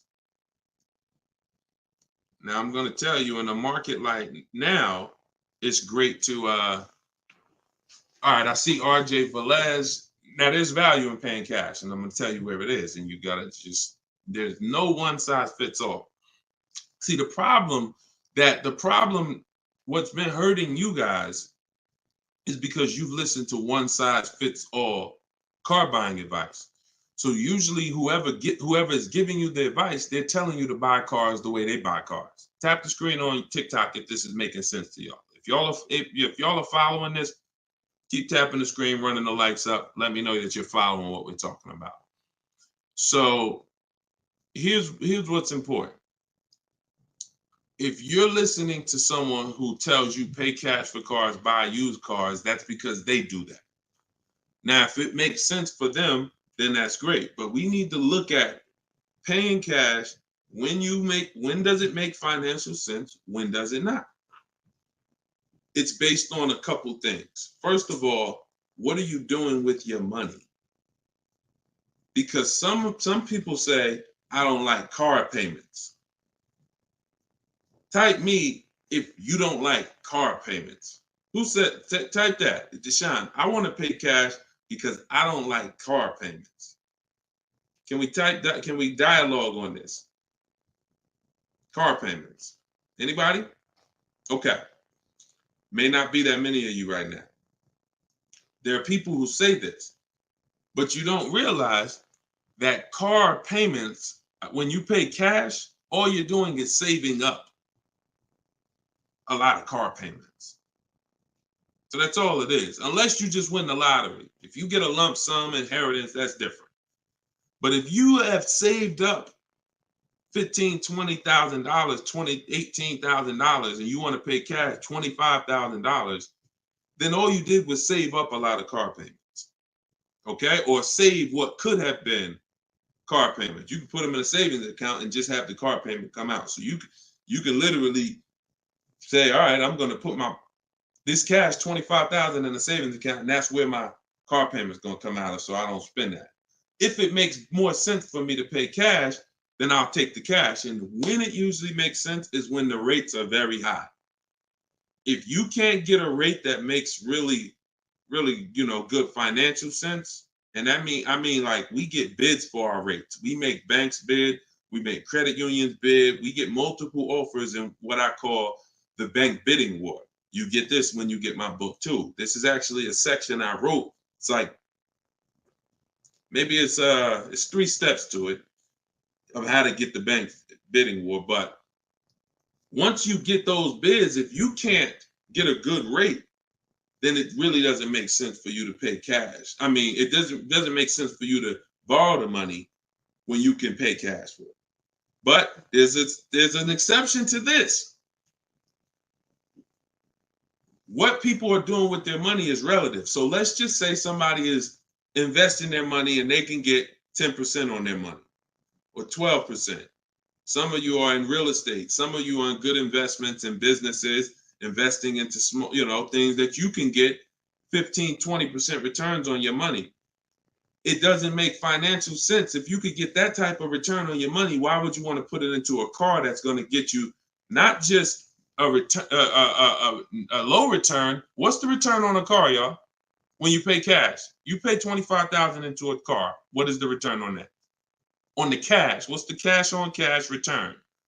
Because I don't want to talk about this much because everyone's not paying cash. It's a small number of you who will, but I want you to be able to know when this is a financial conversation that if you're paying cash, you should understand this. If you got $20,000, $30,000, $40,000 saved up, you're thinking about paying cash for a car, this should be an easy conversation for you to follow. Okay. All right. Actually, everybody said the return is 0. I haven't seen anyone who's correct yet because it's not. The return would be 0 if you put the 25 in and then 5 years later you came back and got your 25 out. That's a 0 return. If you put 25 into an asset and then you come back in 5 years and you used to give me my 25 and they say, well, it's 5 years later, this asset is now only worth 12. What's the return on that? What's up, Big Spoon? What's the return? Not 0. It's negative. It's negative. So you wouldn't take money out of investments that are getting you 10%, 12% or more to put into something where that cash is going to be a negative return on your cash. So that's one thing to consider based on who you are. Another thing is to consider if your money's not invested, you're not doing anything with your money, then just keep the debt down.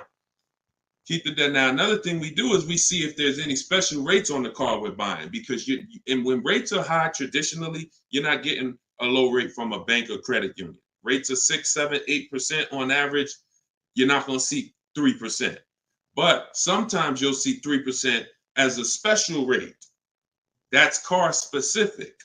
So if I'm shopping for a Mazda CX-5, I'm going to check to see, do they have any special rates this month on the car I'm shopping for? It might be 2.9, 1.9, 0% sometimes. And these are instances where it doesn't make financial sense to pay cash.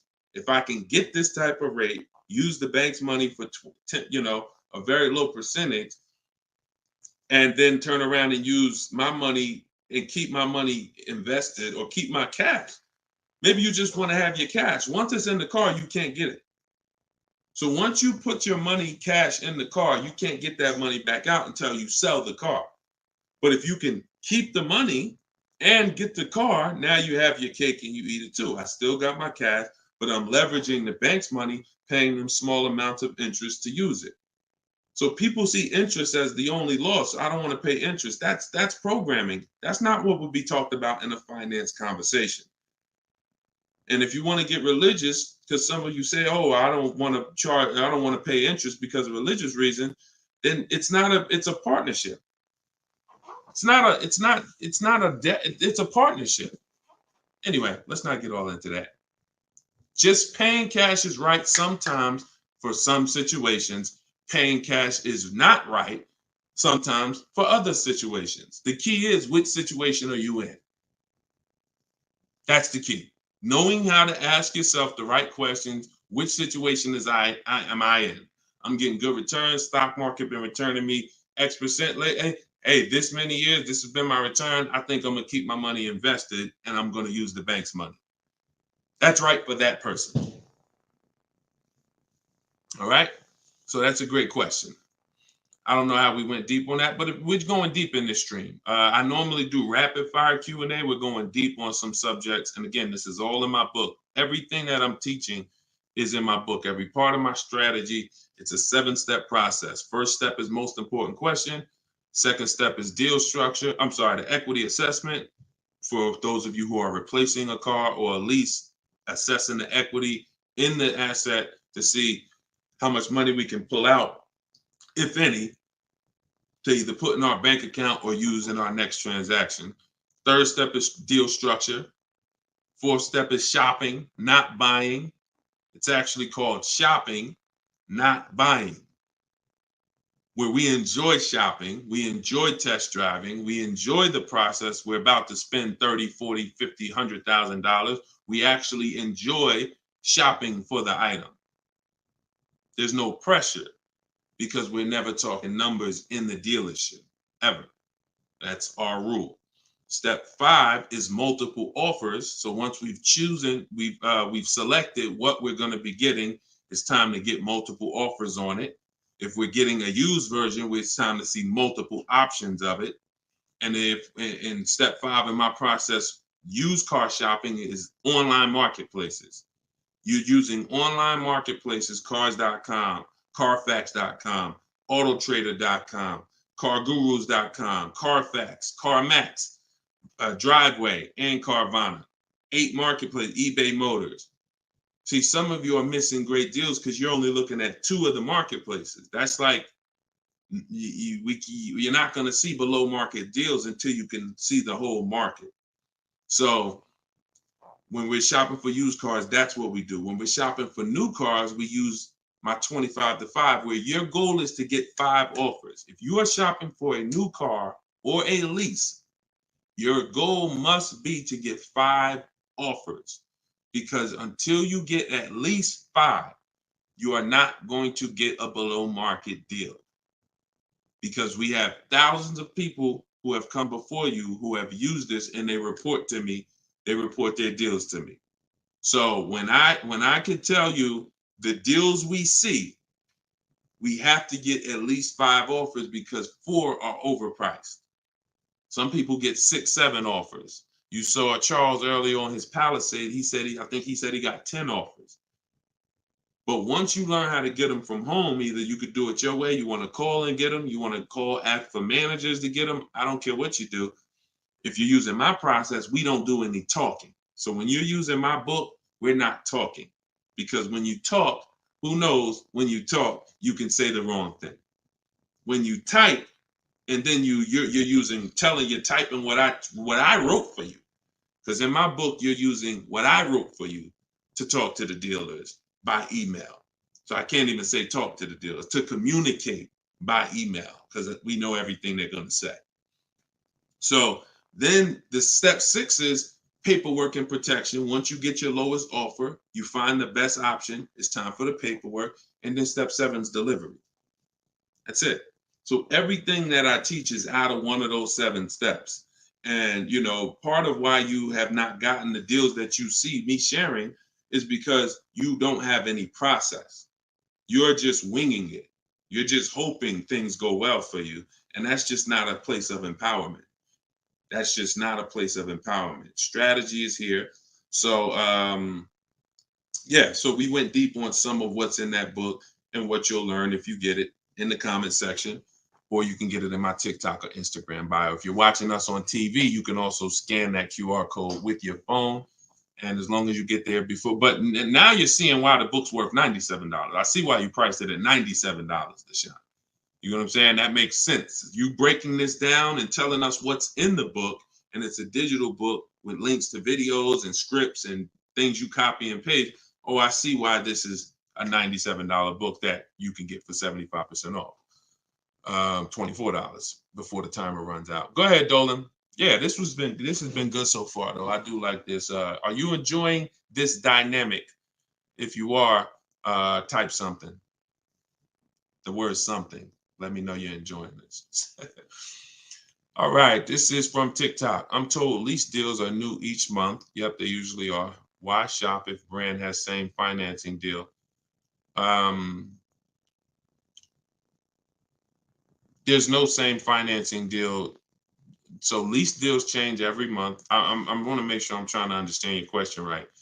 I'm told lease deals are new each month. Lease deals usually change every month. Sometimes they'll run the same one for 2 months, but usually something changes about the lease deal either every month or every 2 months. Why shop if the brand has the same financing deal? Well, we're shopping for offers. So shopping is to get offers. The financing versus leasing is the first question you should be asking yourself, though. Because as we spent a long period of time talking about earlier in the stream, one offer is not, you can't get a great deal if you buy when you should have leased. So if you didn't see that, definitely watch the replay on YouTube or Facebook. But the financing and lease deals are extremely different, and they're going to be entirely different prices. And we can't even depend. We don't even. Another thing you're doing, if you're buying a car, looking at the special finance deals is important, because that's how we see if they have 0% or 2% or 3%. But looking at the lease deals is absolutely pointless. Looking at the lease offer is, I don't even call it a deal. It shouldn't be called a deal. Anything that 100 people can come in and get is not a deal.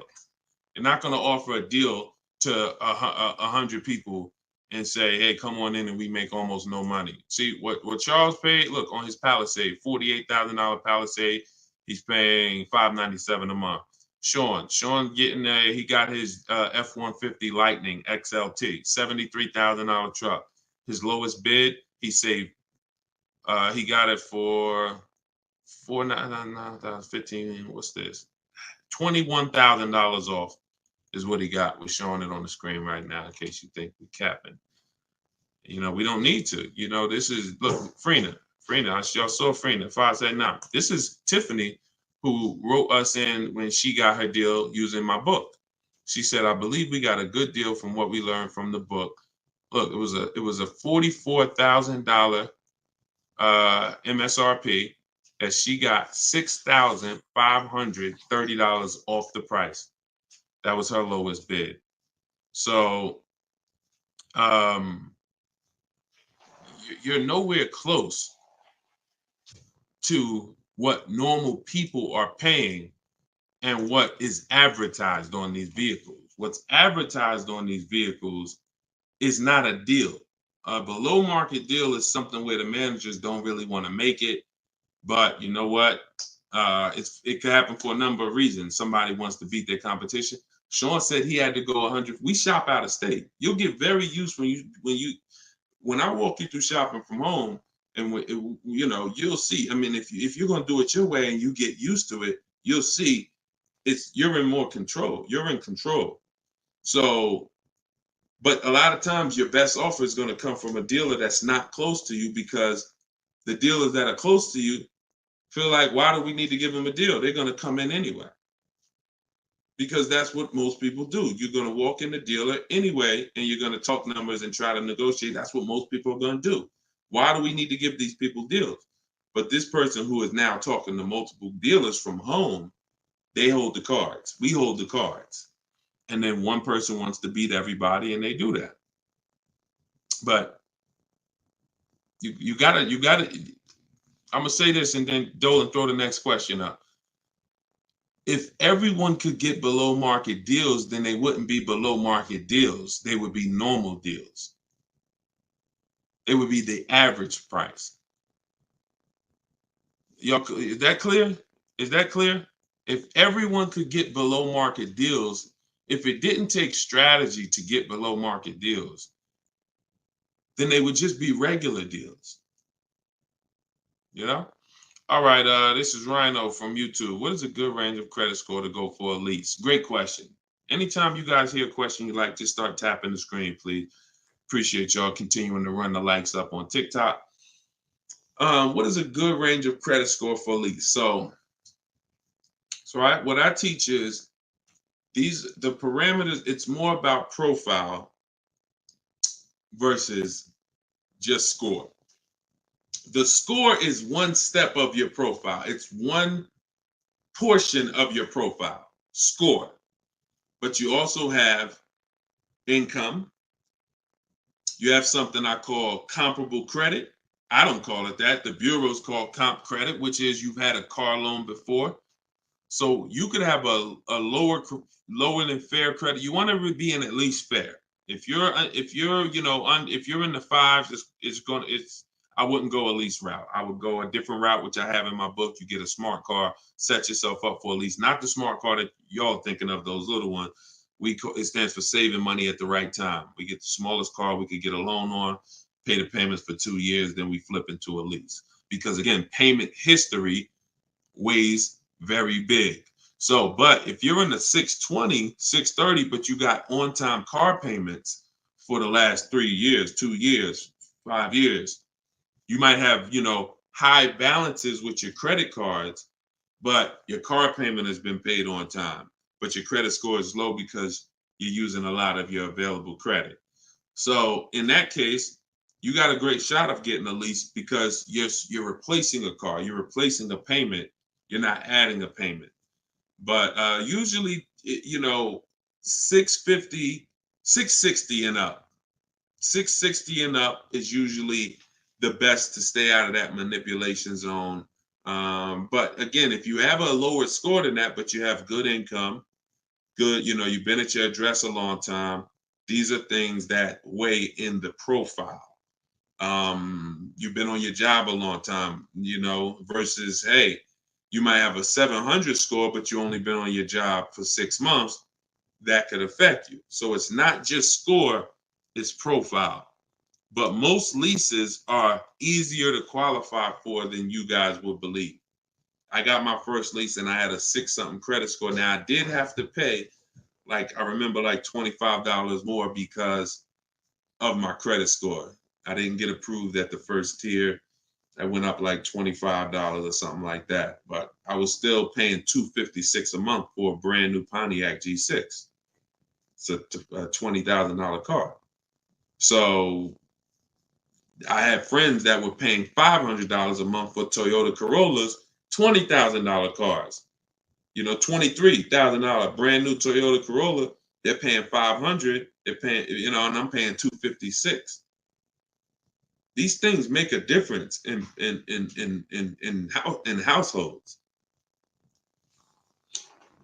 Thank you for answering, brother. Just purchased your book too on your website. Enjoy it, brother. Now, I don't even say enjoy it. I use it.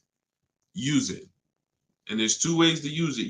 I don't recommend going through the book and then shopping.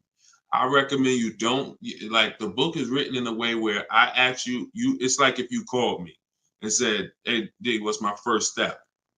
Here, do this, and then call me back. You wouldn't call me and be like, Deshone, give me all the steps. I wouldn't give you all the steps because you would forget them. I would tell you, all right, how many years we keep in the car? 4. Okay, we leasing. How many years we keep in the car? 10. All right, we purchasing. Then we're gonna move to the next question. We need to do our equity assessment. Go on these websites, call your bank, get your payoff, do these steps, call me back. Okay, boom, I did that. All right. So once you put those things in an order, you'll see that you threw me off, Dolan, throwing that question up. But yeah, Rhino should. Oh yeah. Anyway, what I was saying is use it. So you could go through the book. I would recommend you go through it, do 1 step, check it off before you move to the next step, so that by the time you get to step 7, I'm congratulating you, saying, let's get ready for delivery. Not, oh, I'm at step 7. I read the whole congratulations. Oh, that was so nice. That nice message you write to us when we get our cars at the end. That's nice, Deshone.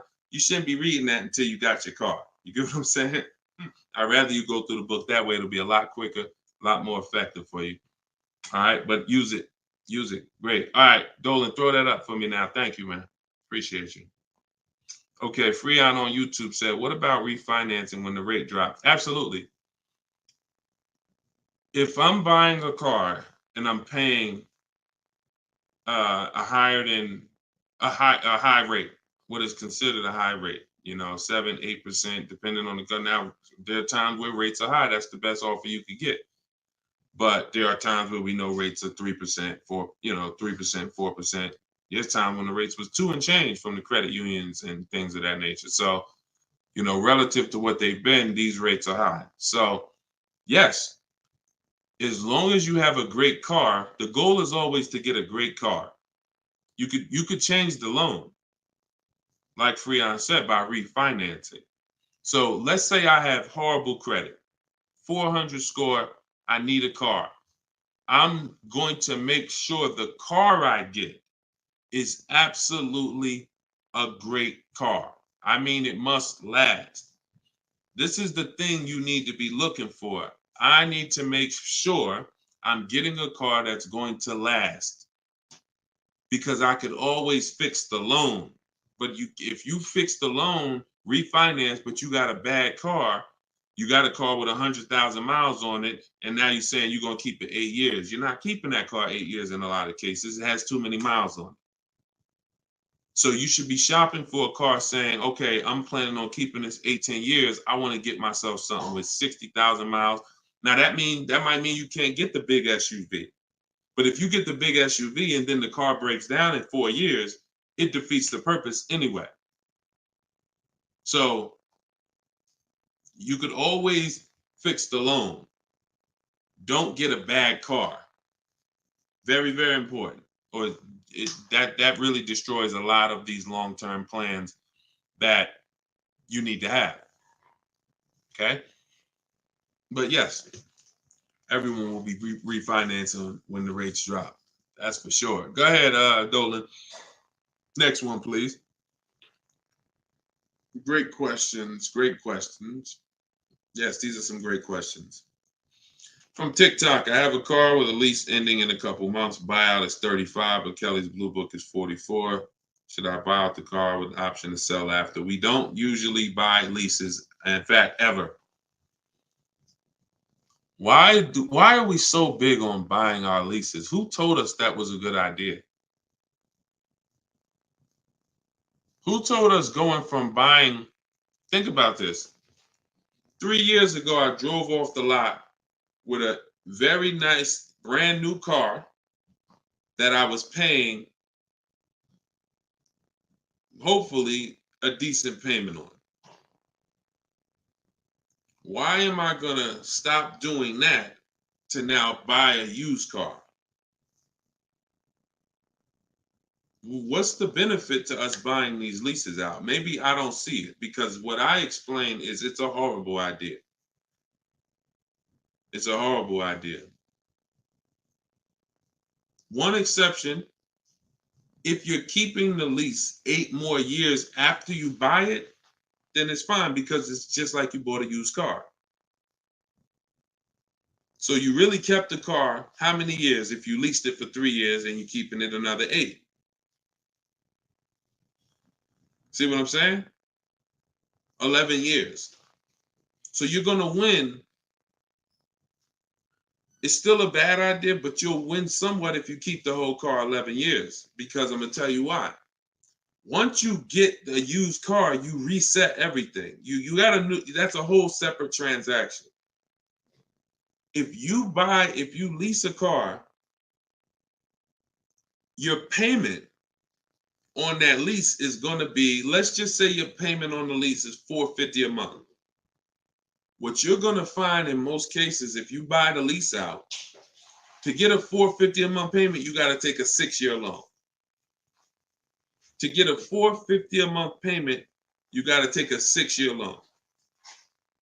So you already leased the car for 3 years, and now you're purchasing the balance for another 6. You leased the car for 3, you're purchasing it for another 6. That's 9 years. So why did I just say the only way to win when you buy your lease is to keep it at least 11 years? Because how many years of payments are most people going to have? 9. 9. 9. Can we let that sink in? A person who buys their lease, like most people are going to buy them with 6-year loans, you're paying for 9 years on the same car. 9. Even if you get a 5-year loan, 8 years on the same car. So it'd be a shame to go pay 8 years on the same car and then turn around and do that all over again.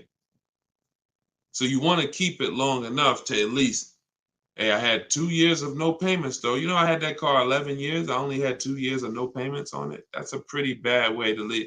You're paying on 9 years old, 8 years old, you're still paying on the same car. 7 years old, still paying on the same car. This is why buying your lease is a horrible idea in most cases. From the start, you should either be leasing or you should be buying a used car. It's one or the other. and you're buying a used car that if you plan to keep it 8 or more years, you're leasing if you're not planning to keep the car 8 years. That's it. Not many cases where these make sense. Go ahead, Dolan. It's a great question though. And I'm hoping we can help a lot of people stop doing that. And eventually maybe 10 years from now, 15 years from now, people won't be asking these questions, but it's a very, very common question. Go ahead, Dolan. Shoot the next one up, brother. Nico Smooth on YouTube. What's up, my man? Deshone, if I wanted to counter offer lower than what the calculator generated, would that be realistic? Getting 1.4% would like to get around 1. If your lowest offer is 1.4, then that's the lease program. If your offers are 1.4, your offers should not be the same. That means you don't have enough offers. If all the offers are in one spot, 1.4, that means you're not getting enough. Once you get 5, 7, you'll see they should be at least $150 to $200 a month difference. That's how it should be. 400 to 600 a month. 600 to 800, 600 to 750. That's how it should be. Now, if you once your lowest offer is 1.4, but you have 1.6, 1.7, higher offers than that, then 1.4 is the best. And that's the lease program. There's nothing you can do about the lease program. All you're doing is finding the dealer that's going to agree to discount the car the largest amount. The lease program is then going to dictate what the payment's going to be. But yeah, you're on the right track. Go to a Plan B vehicle. It's surprising how different every single vehicle has a different lease program. In regards to what and just to really hammer this home, Zafrina, who we showed first at the beginning of the stream, she had a $579 a month lease on a $65,000 truck. She was shopping for a Jeep Grand Cherokee Limited because that's what they had and they were replacing the lease. So she gets a 1.1 and change. It was like under 1.2, like 1.19 or something like that. That was her best offer on a Jeep Grand Cherokee Limited. That's a great lease. That's a great deal. 600. That's a great lease deal. Probably a $450 payment on a $40,000. Great lease deal. But she said this guy is saying that he thinks he might be able to do better on a hybrid Jeep Grand Cherokee Limited. He said he could probably get me below the 1%. I said, okay, you need to get 5 more offers at least. Because what if he's saying he could do better on that version, that means that version has a better lease program, which means you need to get your 5 offers again. She called me 48 hours later. Well, she posted in our group saying that she had gotten that $579 a month, which was a 0.88% lease. So that's not only is every vehicle have a different lease program, every trim level has a different lease program. Almost trim levels can have different lease programs attached to them. In many cases, they do. All right, great question though. You could also wait it out, Nico, if you have a little more time and see what the programs are next month. Go ahead, Dolan. You can shoot the next one up. Can you lease a car if you have a bankruptcy? Sure, but you need to rebuild your credit. You need to get your, if you start in blank, I know people that have had a bankruptcy, got a discharge, and they are at a 700 score in like a year. So I will be following Shonda Martin. I recommend her to everybody. She has great strategies on credit. She does a lot of live streams like me, and she has great strategies. So I think she's on every platform. Yeah, she's on every platform that we're on. So Shonda Martin. But yeah, get yourself up to like a 680, which is not hard to do because you're starting fresh. Many times a Chevy or Ford, a Honda, Hyundai, Mazda, Subaru, these leases don't need you to be incredible. If you have a good job, long history on your job, and a 680 score, you're going to get most of these leases. These are not like luxury leases to the point where they're snooty. All right, go ahead, Dolan. Genesis on YouTube. So how can you lease out of state with the current lease looking to trade in? But I heard Deshone say out of state lease deals are good. Well, if it's the best offer, you go as far as you need to go to get 5 offers. In my book, we use my 25 to 5 strategy, where you're connecting with 25 dealers online in 20 minutes. We go to their websites using the contact tab, and then you have a template of mine that you copy and paste. If you're going to do it your way, you're just writing in, all the details of what you want, when your deadline is, what options you're looking for, what you're over. This is all stuff I walk you through in the book. What you're looking for. Really, it's about the car. You're not saying, hey, I'm looking for a lease quote, I'm looking for a purchase quote. We need to find out who even has a car before we start talking about money. But then the goal is that you got to get at least 5 offers. You got to get at least, and you have to do the equity assessment to see if there's any equity in your current lease. You don't want to return that, and you don't even know if there's any equity in that lease. And the only way you know that is the offers you get are higher than the payoff. It's very simple. Equity is offers, cash offers from CarMax, Driveway, Kelly's Blue Book, instant cash offer, not Blue Book, the website, instant cash offer, Kelly's Blue Book, Auto Nation, sell my car, Car Guru, sell my car. You have to get these offers, and if those offers are higher than your payoff, then you have equity when you sell the car to these people. If you have a third-party restriction, you can't sell the car directly to them. You got to sell to a local dealership. You got to get bids from a local dealership. I teach you how to do that. For those of you who have third-party restrictions, we talk to used car managers to sell our leases. So I've been doing this since 2006. Like, if I wasn't called to build these companies, then I would be. If I wasn't called to build these companies, there's no doubt I would be selling cars, making $200,000, $300,000, $400,000 a year. There's no doubt about it. But that's not the path God had for me. So what I'm telling you is based on me understanding 99.9% of the car buying of the industry inside and out, and giving you the way to actually stay in control, call the shots, have the business come to you, have the banks come to you, have the cash offers come to you, and then you're just simply picking the best ones as they come to you. So this is all in my book, Cars from Home, 7 Steps to Saving Time, Money, and Avoiding Dealerships. It's a digital book. You can get your copy for 75% off in my TikTok bio, in my Instagram bio, or we have a comment pin. Dolan, can you post the comment for everybody again on Facebook and YouTube? Just copy and paste that comment for everybody. And also we'll put a banner up on the screen for those of you who are watching us on television. You can scan this banner with your phone, and it'll take you to the 75% off page. So you'll only pay $24. You won't pay the normal price of $97. But that offers for 30 minutes. Once the timer does expire, $97 is your price to get it, which is still a great price. I'm sure everybody who spent time with us today can see why $97 is going to save you probably tens of thousands of dollars, depending on how many cars you get. Sean saved 20 grand on his first car. So for those of you who want to attend my free masterclass, Everything You're Doing Wrong, Buying, Selling, and Leasing Cars, you can attend that in my bio. We'll also put another comment for those of you who want to attend that. That's about an hour-long class, and I'm teaching very specific.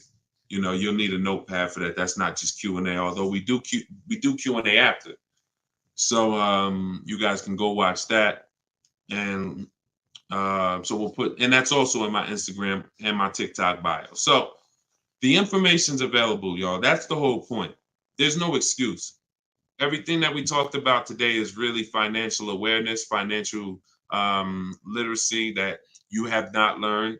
You haven't heard of it before, but this has been around. We've been doing this for 3 years. Over 2,000 people have come before you. We have over 6,000 people that have this book now. So this ship has sailed. This car buying from home, you're late to the show now. And you can't afford to go buy another car the old way and think you're getting a good deal. You can't afford to do that. I mean, money is very hard to come by for some people, and you need to, I don't care who you are, you should take it seriously. So this is why we're here. And so you can get it from my free videos, from these Q&As, in my book, in my masterclass. I don't care how you get it. You want to join me in Maps Academy and have me coach you through your car buying. I don't care how you get it. Just make sure you get it. Get in where you fit it. All right. So that was episode 17. All right. We'll see you on episode 18. God bless y'all.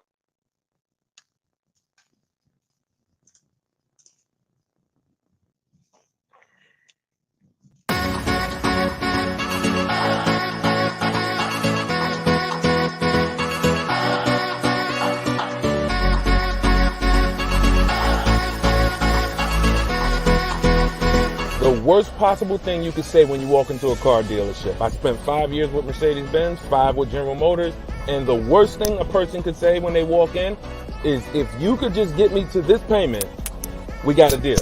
So your loan's probably still like 19, which means you got to pay to get out. You're upside down. It's called negative equity.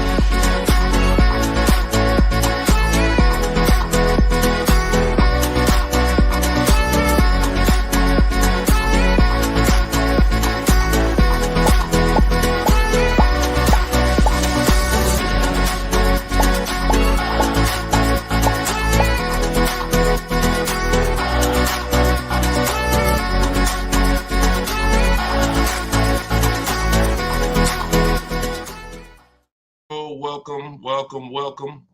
This is episode 17 of Car Shopping Questions and Answers. I am your host, Deshone the Auto Advisor, and we do these live shows throughout the day, throughout the week, to make sure that you have access to cutting edge car shopping strategy, which is the science of making dealers and banks bid for your business instead of negotiating the old-fashioned way. So that is what we do here. Frankie boy, good to see you, Frankie boy, on TikTok. Kev, I see you on TikTok. We are live on all 4 platforms: TikTok, Instagram, YouTube, and Facebook. We have Dolan in the background. He's going to be pulling in your questions for the show. So as you're here, you can start typing your questions. Let's get the housekeeping out of the way as well. Could everybody who shares great information hit the share button? Also, I'm the author of the new digital book, Cars from Home. It's called Car Shop. It's a 7-step system that we use to car shop, and we get bids from home. Everybody that you're going to hear me talking about today, I'll be sharing a lot of different people throughout the broadcast that use this system, so that you can see the different results that you will get when you start learning to make dealers bid for your business instead of negotiating the old-fashioned way. So thank you to everyone who has reviewed the book. Again, this is our Thursday, 12 p.m. live. It's May 9th, so you guys can start typing your questions if you are here with us live. And for all of you who do want your copy of my new book, Cars from Home, 7 Steps to Saving Time, Money, and Avoiding Dealers, we have a link in the comment section on Facebook for you guys. We also have a link inside my TikTok bio, inside my Instagram bio, that you guys can use to get your 75% off your copy. So you won't pay the $97 price.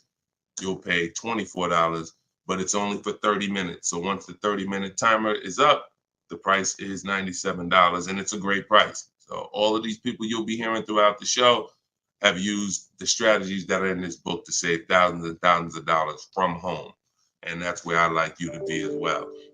So, Dolan, as you get the first questions coming in, feel free to throw them up, and we'll get right to it, y'all. Let's go. Whenever you don't see the banner above me, you know we're actually live. When you see the banner, that means we're rebroadcasting, because we do rebroadcast this show throughout the day. But whenever you don't see the banner, that means we are absolutely live. Okay, so start typing your questions. Type them fast, and we'll get to it. T. Del Mar on Instagram. I'm leasing. Now test drive. Why do I ask for an older salesperson? Won't any salesperson be okay? No, any salesperson will not be okay. Some salespeople will bring you in for a test drive. we talk to people who are experienced in the dealership. So when we talk to them and we ask them, do they have a car that we're coming to see? We know 9 times out of 10, they're going to be honest with us. You get a new kid on the block or a salesperson who doesn't care about this stuff, they'll get there. Who's ever gotten to a dealership, was coming for a test drive, and then the dealership said, oh, that car got sold, or that car is not here anymore by the time you get there? If you've ever had that happen, type me. You set up a test drive, you come in, oh, I was coming to see that car. Oh, it sold like, 2 hours ago. It just sold. See, when you're dealing with experienced salespeople who are honest, exactly, Peaceful Grace on TikTok, you understand. So this is why every step that I teach is important. Even things that you might see, okay, why is he telling us ask for this person? It's because if you don't, you run the risk of running into a salesperson who doesn't care. Oh, you'll get there and just, oh, well, that car sold, but hey, I might have another one. Let's look at some other ones. No, we don't go for that. We don't go for that. Our test drive is strategically set up to try to guarantee a successful test drive where we can be in and out that dealership in 20, no more than 30 minutes and coming home. Okay, let's go. Nothing is left to chance. All right, go ahead, Dola, shoot the next one and keep your questions coming, everybody. We'll try to get through as many as we can.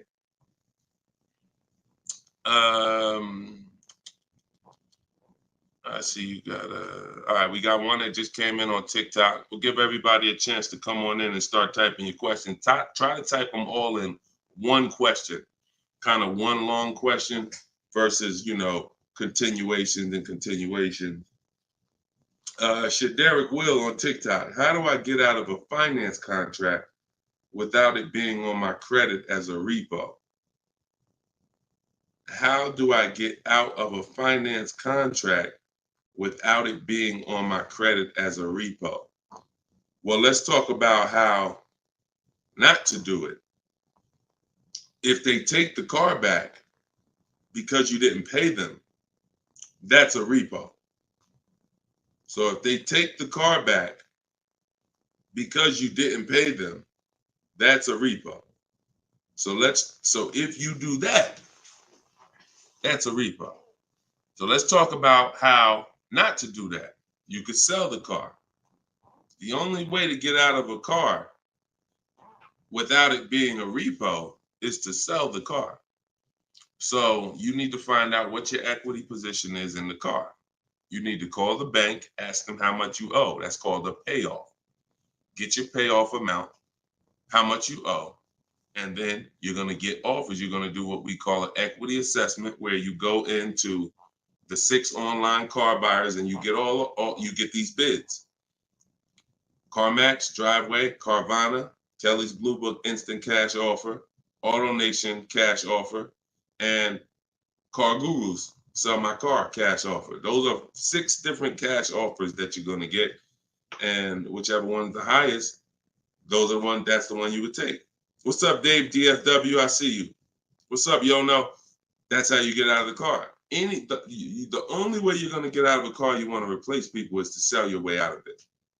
Because we don't trade. In most cases, we do not trade because you don't get all the money. When do you get all the money trading anything? You know what I'm saying? Who can tell me an item that when you trade it, you get the most money possible for it? I'll wait.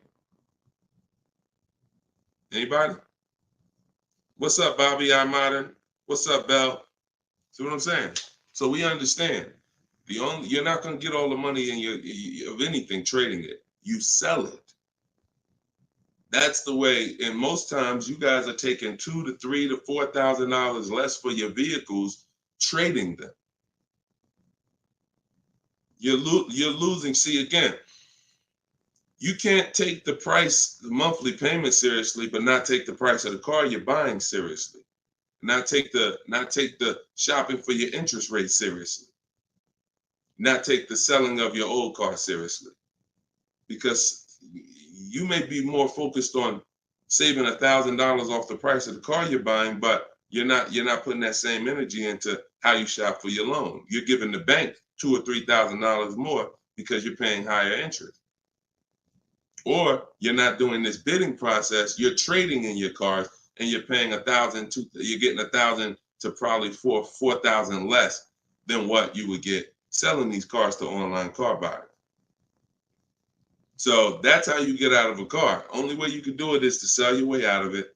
And if you have negative equity, to pay the difference so that you can get out of the car.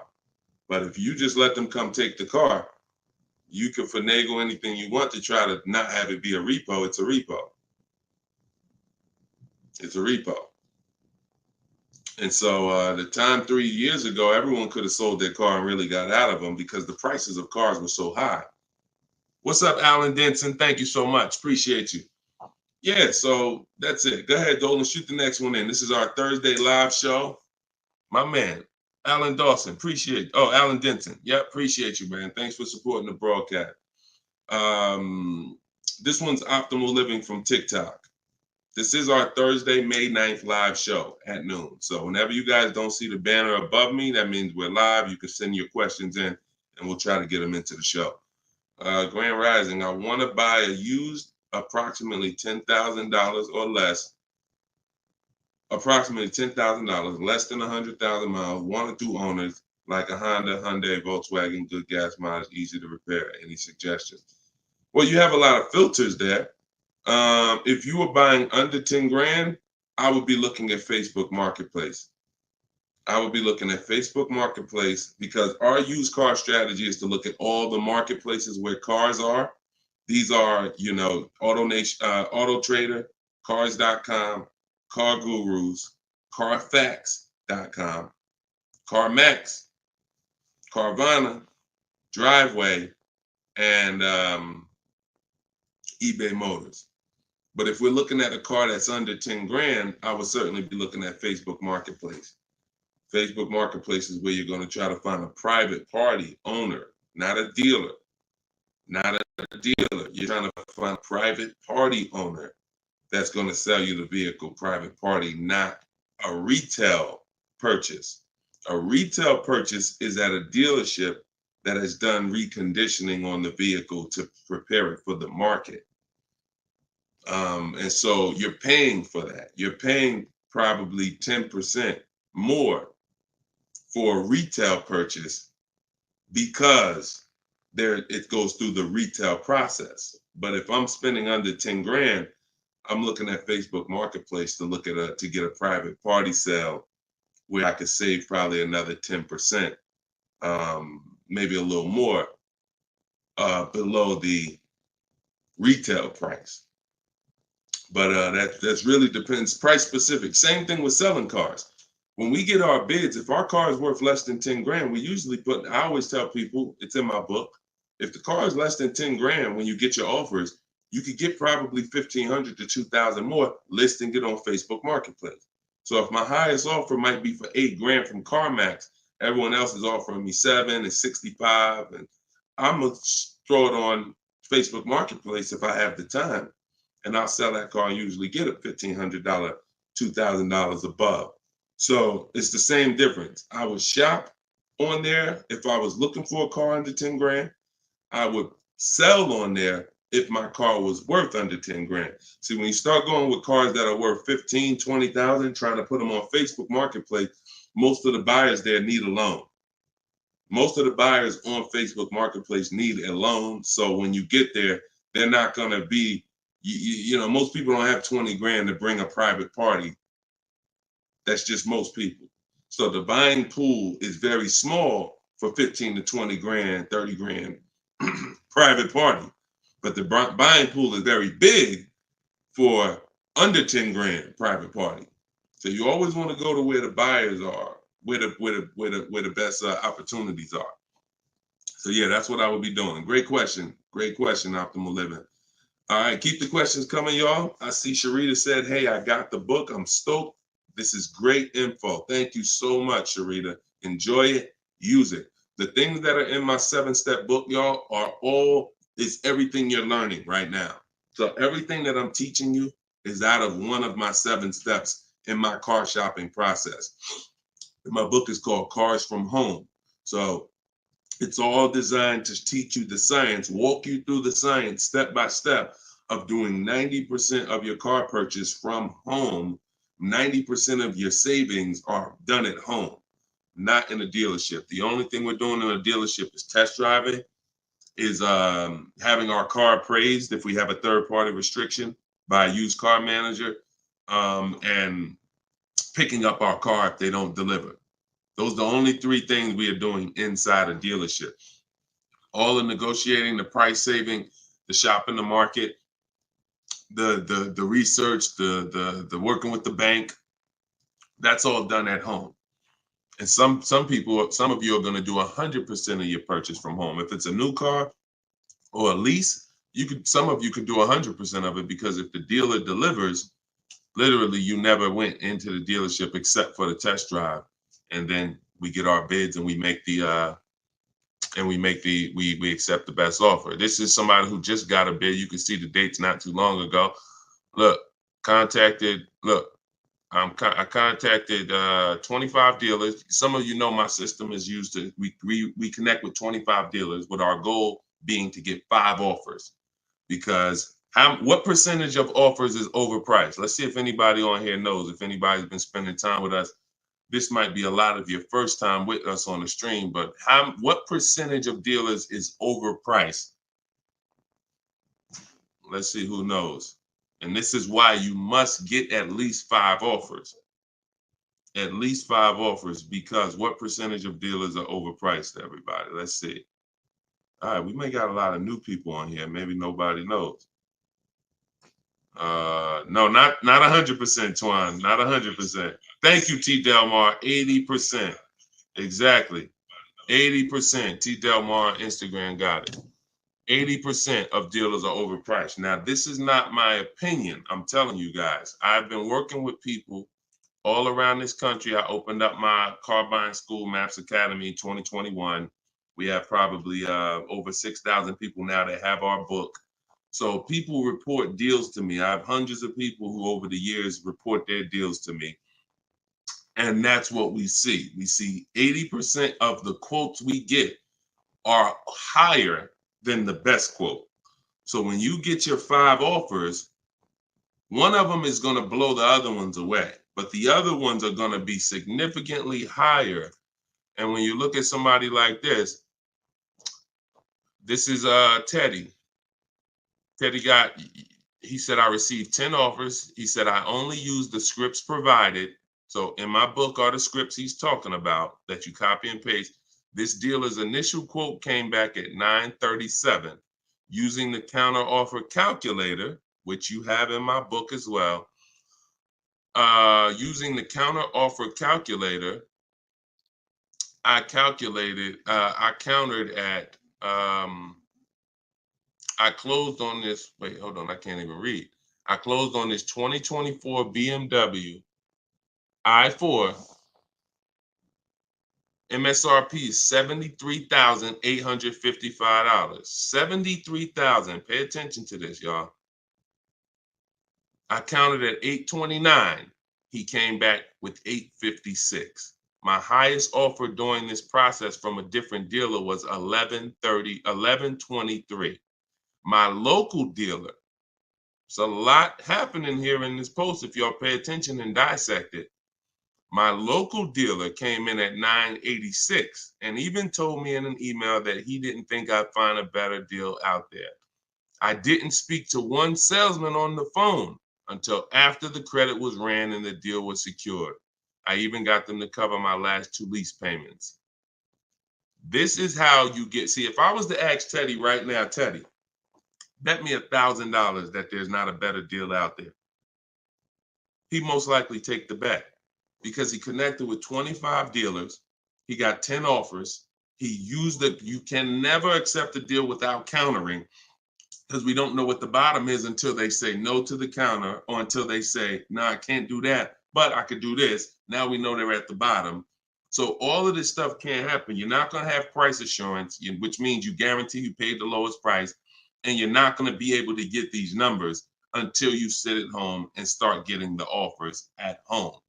It is impossible to get these types of numbers, this type of confidence, this type of assurance walking into one dealer. Even if you got a good price, there's no way you even know it's a good price until you have enough offers to know this one right here is the best offer. He might have thought his local dealer was making him the best offer at 890. What he says, local dealer came back 986, because remember he has other offers that are 1100. But if he accepts that offer, he's never pulling away in this BMW for $856 a month, a $73,000 vehicle. Now, again, I'm gonna ask y'all before we pull up the next question, and we are live right now. It's Thursday, it's May 9th, and this is our 12 p.m. show. Once again, I'm gonna ask y'all a question. When you look at what he's paying, some of you have seen every $5,000 on the price of a car is how much a month? Every $5,000, because this is a $73,000 car. Now I'm going to talk to some of you who don't understand leasing, some of you who are taught you always buy your cars no matter what, and I'm going to show you what this car would have cost him monthly, if he didn't know that leasing was better for him because he doesn't keep his car 8 years. Thank you, Gerard Young. Every $5,000, Gerard just answered. Emo also answered it on YouTube. The question was, every $5,000 on the price of a car is how much per month? Approximately $100 a month. So when you look at a $20,000 car, automatically you should think $400 a month. You're looking at a $40,000 car, that's $800 a month. You're looking at a $50,000 car, that's $1,000 a month. 5 years on a 5-year loan. You're looking at a $70,000 car, y'all. That's $1,400 a month. $1,400 a month. His car is $73,000. Not to mention, there's people right now that are driving this same exact car Teddy got, same exact BMW, $73,000. They're paying $1,400 a month. He's paying $856. Are y'all getting this? Are y'all getting this? So my book is in my TikTok bio. Click the link there. You can get it for 75% off. You won't pay the normal $97. Go ahead, Dolan, shoot the next question up. Instagram, you guys can go to my Instagram bio and get your copy for 75% off. And it is a step-by-step formula for how to get these deals. That's everything I talk about on these shows. Go ahead, Dolan. Shoot the next one up. Leo, I've been selling cars for 20 years. This young man is speaking the truth. Man, I appreciate it. See, and this is what the 20% of dealers do. The 20% of dealers have no problem, admitting the systems that we teach are better. Because we're not trained as car salespeople. Sometimes you think car salespeople are really trained. The only thing we're really trained on is negotiating and how to get you to say yes. We're not trained in finance, not trained to teach you about leasing. We're not trained to teach you about negative equity, depreciation, all this stuff that we should be trained on because you're buying a depreciating asset. We should be telling you, listen, based on our financial training, if you're not keeping your car 8 years, your best option is going to be to lease. Because when you buy your car is going to go down in value so much over the 5 to 8 years you have it. If you turn around and replace it, you're going to lose all that money. Your car is going down in value way too much over 5 to 8 years for you to turn around and replace the car right after that. You need to keep it after that. That's when you keep it. 8 years of that's when you keep it, because now you're like, man, I put all this money in this car. Yes, it may not be worth what I bought it for, which was $40,000 8 years ago. It might only be worth $10,000 today, but I'm gonna keep it now because 3 years from now, it's gonna still be worth probably $8,000. It might be worth 10 today, but because it's 8 years old, in 2 more years, it'll be worth $8,000. I'm not losing that much money anymore. You are not winning with buying cars until the car is not depreciating that much anymore and you still own it. Okay? If y'all clear with me on that, just tap the screen. Run the likes up on TikTok if y'all are getting what I'm telling you. If you're getting what I'm telling you, hit the like button. If you're on Instagram, if you're on YouTube, if you're on Facebook, hit the like button if you're clear on what I'm telling y'all. All right, let's move on to the next question, Dolan. Okay, I like to make sure you guys are actually following the conversation. So you have to actually respond and let me know you're following it when I ask you a question. All right, this one's Glenn over on YouTube. If your car lease is up in 6 months, how do you go about trying to sell your lease? Well, the first thing you're going to do, first of all, this is a great question. Glenn said, how do you sell your lease? Now, step 2 in my process is called the equity assessment. My book is called Cars from Home, 7 Steps to Saving Time, Money, and Avoiding Dealerships. Step 1 is the leasing versus buying question. Step 2 is the equity assessment, which means if you have a car you're replacing, we got to get the most money for it. And that's never going to be with a trade. So we have to see, is there any equity in our lease? Now, we are not assuming this. We are going to do this process and see, because some leases have no equity. Some leases have a good amount of equity. Like, hold on, I just had somebody write me talking about equity they got in their lease. Hold on. Didn't talk to, I think it was this person. Oh, but I cut off their post. Somebody said they just got $4,000 and I always like to say this. I always like to show this stuff so people understand. You know, we operate with documentation. So when you are getting how you determine if you have equity is with cash offers, not with algorithms. Kelly's bluebook.com. Blue Book says my car is worth this. That means I have equity. No, Blue Book doesn't buy cars.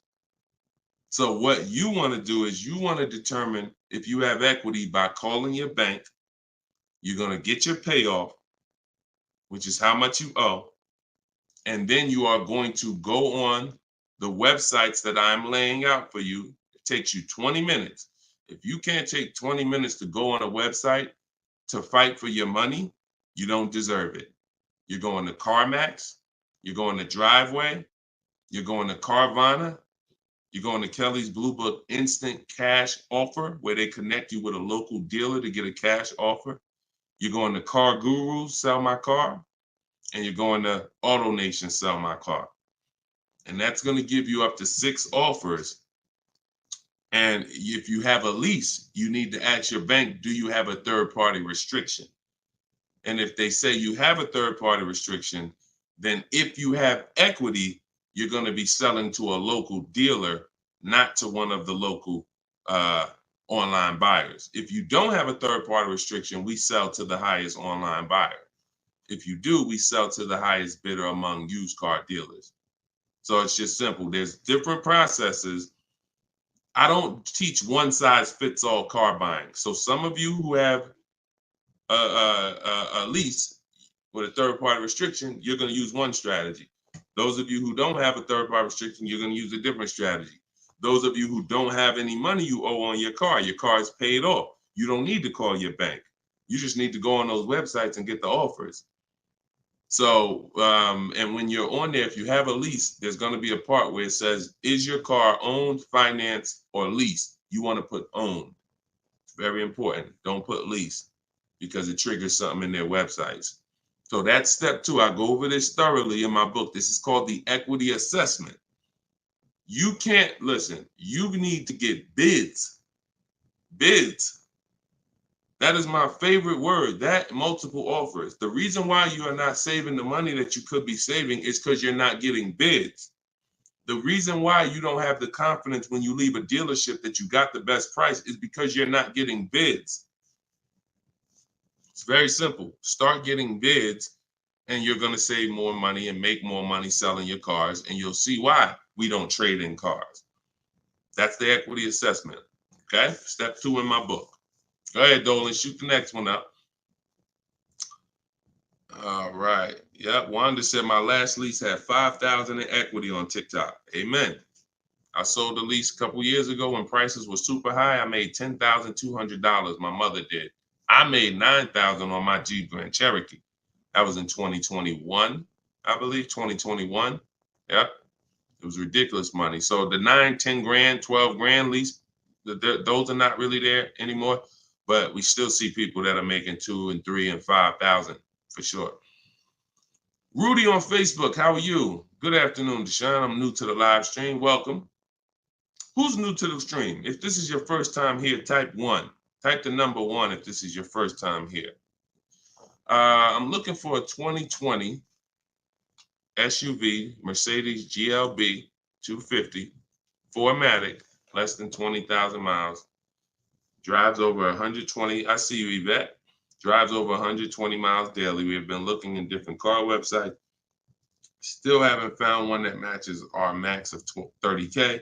Any suggestions? We live in New Hampshire. We've been looking in Massachusetts as well. Should we be expanding our searching area? Thank you for your help and keep up the great work.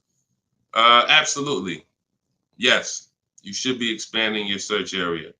If you're looking for a 3-year-old vehicle with less than 20,000 miles, right now, you got to look at the age of the car. When you're searching for a used car, you got to remember a car comes out the year before the year we're in. So if a car is a 2020, it was released in 2019, most likely, which means you're calculating the age based on then. So if you're looking for a car that was released in 2019, and right now we're in 2025, you're looking at a car that's 6 years old. If you're looking at a car that was released in, 2022, and we're in 2024, then it's 2 years old. So you need to look and say, okay, how old is the car I'm looking for? And then we can look at the mileage. Because if you're looking for a car that's 4 years old, but you're looking for it to be driven 20,000 miles or less, that means you're only looking for a car that has a 5,000 a year average. That's going to be very tough. I like to go with it. I like to look at 10,000 a year, and then I like to go to 12. Now, we're talking about how we expand the search of our used cars, because the whole goal is to expand the search slowly. So if you were looking at the 2020, 20,000 miles, now go up to 30,000 miles. I would go up to 40,000 miles, because 40,000 miles still means it's driven lower than average. Just to show, so average miles is 10 to 12,000 miles a year. If you get a vehicle and it's 4 years old, it's driven 10 to 12,000 miles a year. It has really under 40,000 miles on it. It means it's been driven under 10,000 per year. So you're really looking for the mileage. It's the mileage that I think is really going to limit you. Now you could expand your search wide, like you said. There's many ways to expand it. You could go 100 miles out. You could go 200 miles out. You can go 500 miles out. So but you could also expand the search by lowering the mileage threshold and saying, all right, I'm looking for something that has, under 40,000. If it has 36,000, 38,000, 30, I'm good with looking at those. And I think that's going to give you a lot more options, considering how old the car is and how many miles you're looking for it to have. That's way, way, way, way, way below average driven miles. Way, way, way below. And when you have just, you're looking for a car that's only been driven 5,000 miles per year, you're going to have a harder time doing that than looking for a car that's been driven 10. So once we do that, we're still narrowing it down in other ways. Carfax title history, service records, accident history, verifying there's no fake fees. So we have other narrowing down processes. Then we get the new window sticker to make sure, because you can't know you paid a great price without knowing what the original price was. Who's bought a used car in their life? Type the letter U. Type the letter U, and I'm gonna before Dolan pulls up the next question, I want to make a point here to how just not having strategy, you guys are missing the things that you should be using to determine if you're getting deals. Yvette, I see you. Okay. Richard on Instagram, I see you. Leslie on TikTok, I see you. Alex, I see you. Derek, I see you. Harold, I see you. Kathy, I see you. Okay, so let me show you something. When I was buying my Infinity truck, all of the trucks we were looking at were white. All of them were priced between 30 and 32,000 as a used vehicle. 30 and 32,000. So if I narrowed it down, the top four I was looking at, they were all white, black inside, between 30, 32,000 price. Similar miles, one may have 26,000 miles, but the highest one has 36 similar miles. So I'm narrowed this down. Now, this is where many of you you don't have the information to make the right decision, because the determining factor of which vehicle I chose was based on the brand new price. I'm gonna tell you exactly how this went. Once I got the brand new price, I got the brand new window sticker on all of these cars, I was able to see that one of the cars brand new was 46,000. One of the cars brand new was 48,000. One of the cars brand new was 52,000. And one of the cars brand new, which is the one I ended up getting, was 54,500. It was a special edition. It has all of these features on it, has all these packages. It has different rims. It has all these different things. Now, if I would have picked the other ones, because the asking price was lower, I would have made a horrible decision. Paying 31,000 for a car that was originally 46,000 is nowhere near as good of a deal as paying 31,800, which is what I paid for a car that was originally 54,000. This is what I call in my book the true value percentage. The true value percentage discount is what the vehicle is being sold for relative to what it was when it was new. So picture this, if the vehicles that I was looking at would have only had the true value percentage discount on them, it would have made it even easier for me to choose, because the one I picked would have said 42% off the brand new price. The ones that I didn't pick would have said 38% off the brand new price, 36% off the brand new price, 32% off the brand new price. So when I look, true value percentage is literally that. And that is something we created. See, a lot of what we teach, we didn't learn it, we created it. So you are getting things that, why can't I find what Deshone teaches in other places? Because God had me create it. So you're not going to find it from other people. You're not going to find the 8-year rule for leasing versus buying with other people. You're not going to find the 1.5% rule for bad lease deals with other people. You're not going to hear them talking about this true value percentage discount when we're looking at used cars, because we created all of this stuff to regulate the industry for people who will use it. So if you guys want everything I teach in one spot, you can go to my TikTok bio. As long as you get there before the 30-minute timer goes down, you can get your copy of Cars from Home, my digital book, for 75% off. Go there. You won't even leave the broadcast. Get your 75% off. It'll be in a few minutes, and you can use this stuff for the rest of your life. Same thing with Instagram bio. And if you're on Facebook or YouTube, we have a comment in the comment section for you guys to get your book there, and you can use it. And if you're on a TV watching us, then you can just scan this QR code with your phone, and you can get your 75% off. $97 is still a great price, even if you missed it and suffer. Get your book full price. If you missed the countdown, that's fine. But the money that you're going to save is going to be dramatically multiplied versus what you spend on this book. Okay, Dolan, shoot the next question in, y'all. We are live. This is our Thursday, May 9th show, 12 p.m. So whenever you don't see the banner above me, that means we're actually live, and you guys can type your questions, and we'll try to bring them onto the show. Helena, what do you consider a good interest rate? Well, this is a relative question. It's the same question you're asking when you say, what do you consider a good discount off a car? How much should I pay for this car?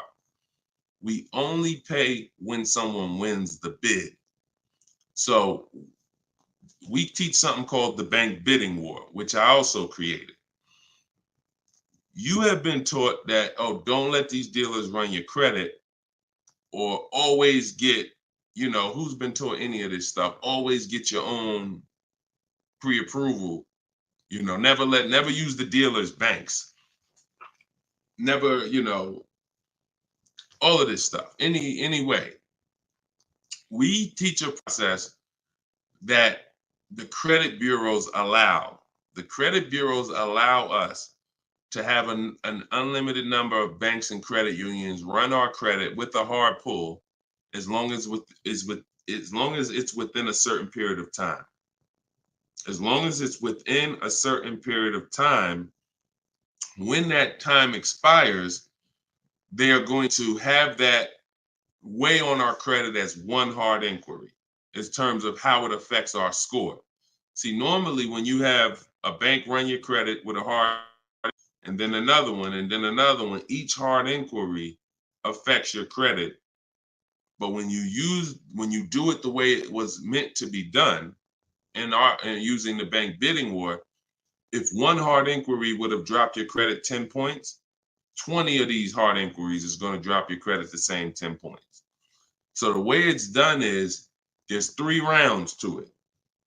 There's 3 rounds. This is for people that are financing. Again, those of you who are paying cash, this doesn't matter. Those of you who are leasing a vehicle, this doesn't matter. That's why having access to car buying advice that's not one size fits all is what you need. Because typically, if you only pay cash for cars and get used cars, that's what you're going to teach people.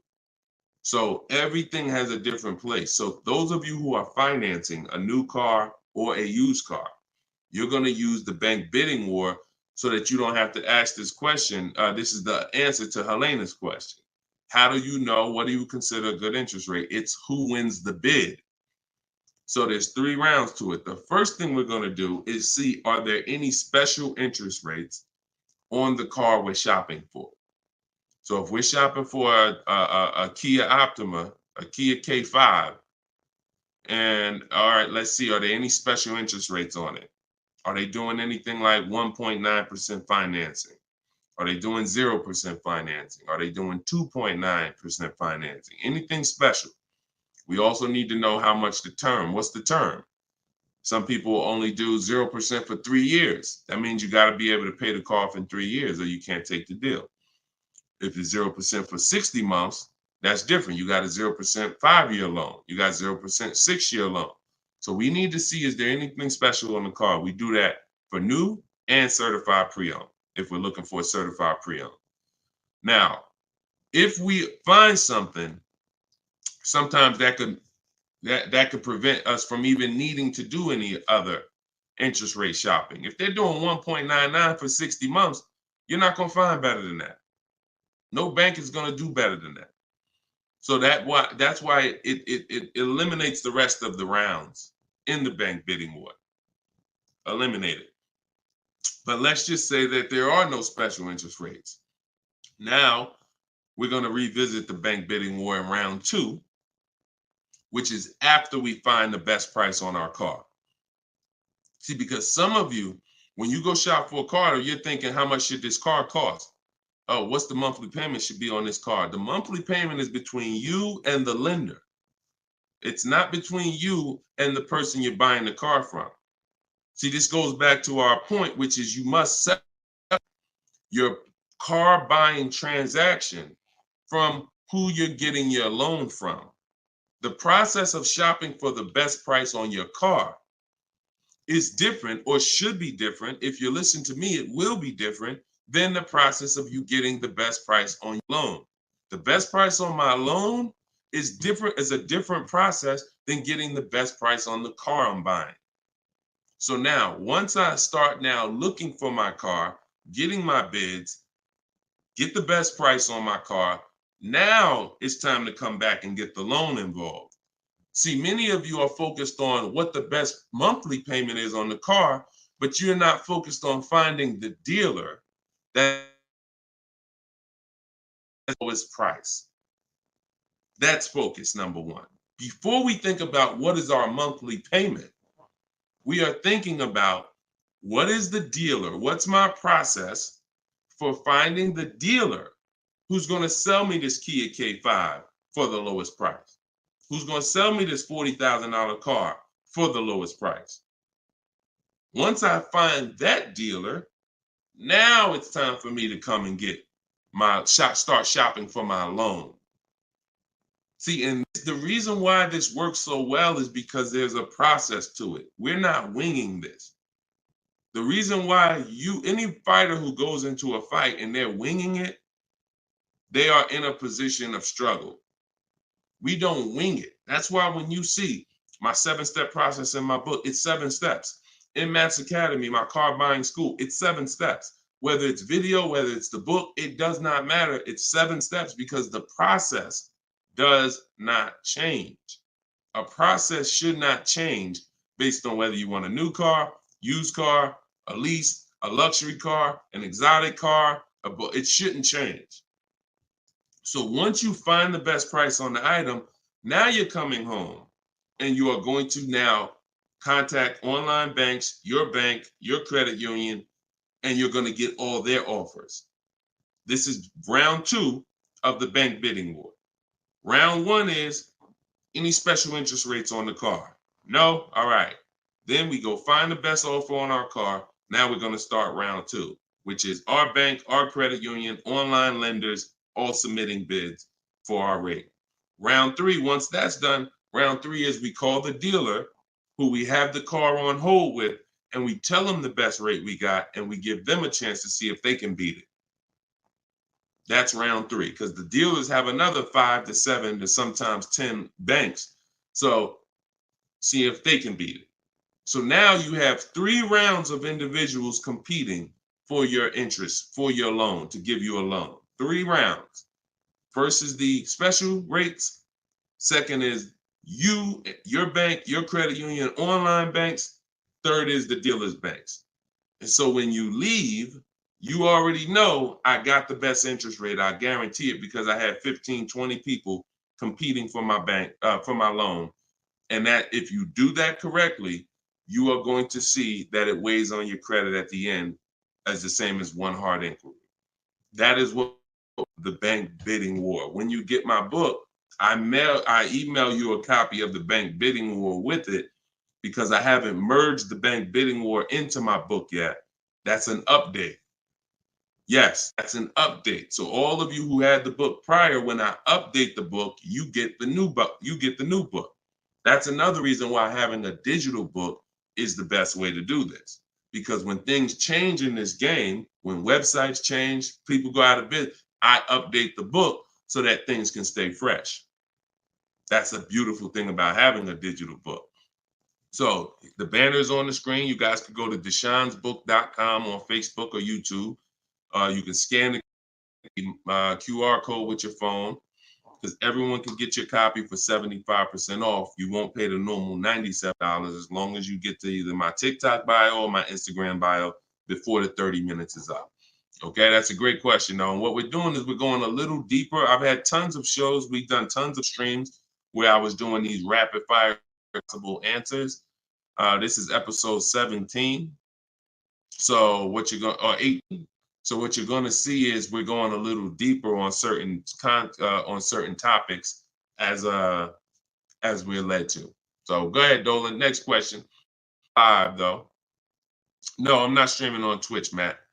Only on Facebook, YouTube, Instagram, and TikTok.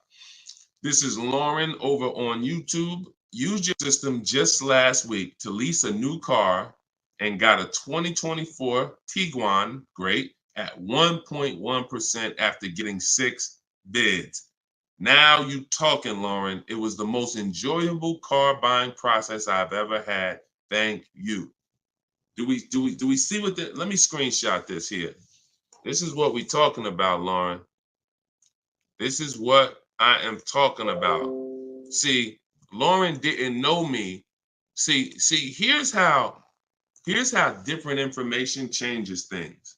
Lauren was just like y'all about a month ago. She didn't have my book because we didn't even release the book. She was just like y'all. She might have didn't even know me. But what? She's an action taker. She got on the stream. She said, look, I like what this guy's talking about. This book is $24. What's the worst I could lose? There got to be something in that book where I could at least make my $25 back. Or even if I paid $97, got to be some tip, one tip in here got to be able to make me at least $100 back. She later finds out she's going to get thousands of dollars in discounts, get a 1.1% lease. Well, what that means is if the car is $40,000, her payment is like $420 on a $40,000 car that people are paying $800 a month for, $700 a month. Her lease is 1.1% of the MSRP.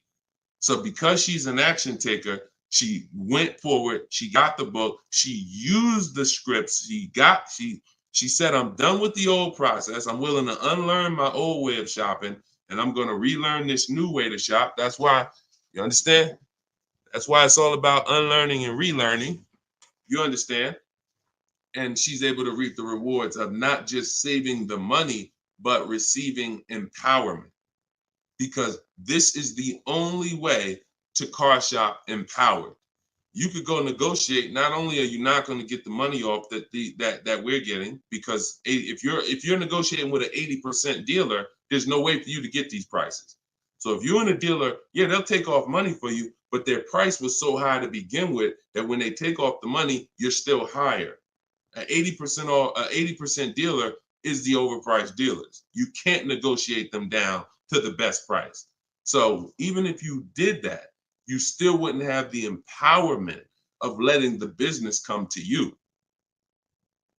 See, you're empowered when you're sitting at home and the business is coming to you. You're in control. And the only way to do that is with bids. So congratulations, Lauren. Enjoy your new Volkswagen. Beautiful vehicle. And I'm so glad to hear that you trusted the process and you have reaped the rewards. Congratulations. God bless you. All right, Dolan, go ahead. Throw the next one up.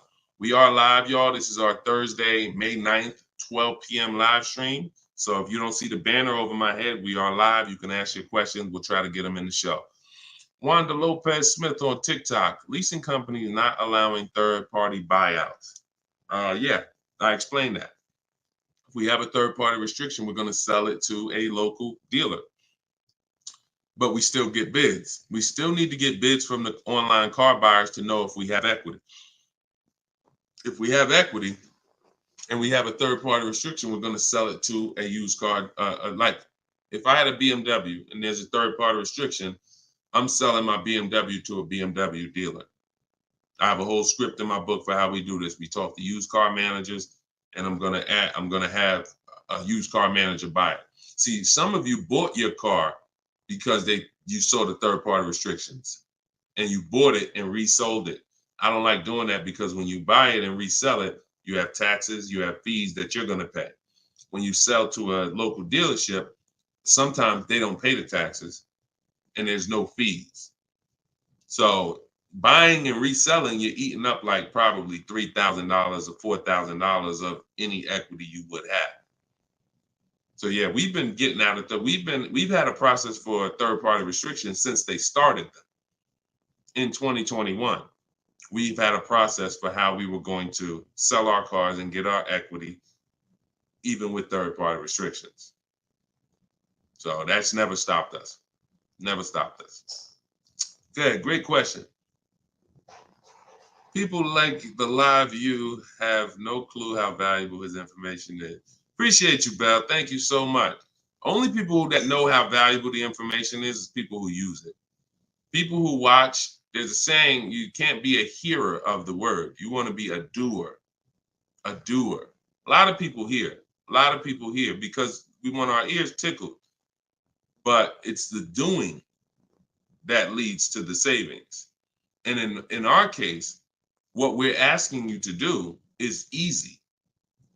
It's just your programming and your fear of a process. See, it's an unknown hell. I mean, an unknown heaven is what we have over here. But you have a known hell. Sometimes what you know is so comfortable, even though it's hell, but it's, you know it. You're comfortable with it. You're comfortable with the discomfort of car shopping. So this is what, Deshone, everything you're saying, that sounds hard. Sitting at home and doing these copy and paste things and having this, that sounds hard. That's just your fear. That's your programming talking to you. That's not reality. Because in reality, you see people like Lauren who just came on, And you see, this is the easiest way she's ever bought a car in her life. This is the most money she's ever saved in her life. Look, you got people like, look, Matt, happy to share. I've officially graduated. Huge thank you to Deshone, building such a great system, answering all my questions along the way. Lease details. You got a $56,000 Hyundai Palisade calligraphy, 1.28% lease. Highest quote was $1,167 a month. He got his for $719. The highest quote he got from an 80% dealer was $1,167 a month. He got his for $719. Sitting at home, getting bids. So for those of you who want to know, like, I do have a car buying school. It's called Maps Academy. You want to know more about it? We have a comment in there. You can attend my free masterclass. I don't let anybody in my school who has not gone to my masterclass. Everything you're doing raw and buying, selling, and leasing cars. So there's a comment in there for the comment section, and we have a link in my bio for you as well, who, if you think, you know what, I want to see about his online buying school. I don't care, because the system that Matt says, Deshone, thank you, Deshone, for building such a great system. The system is the same. So, but you have to be an action taker. And because the system is simple, and it's in video form, and it's in book form, and it's in my free live video, my free streams, you just get it where you could get it. But there's no excuse for sitting at home car shopping the old way anymore when this information is available and it exists and it's 3 years old. This isn't new. We have hundreds of people. You're not oh, let me take a chance and see if this will work. That ship has sailed long time ago. Long time ago, that ship has sailed. But the action takers are going to win, not just the hearers. People listen, oh yeah, this sounds good. Of course it sounds good. But you won't reap the results until you become an action taker on the information.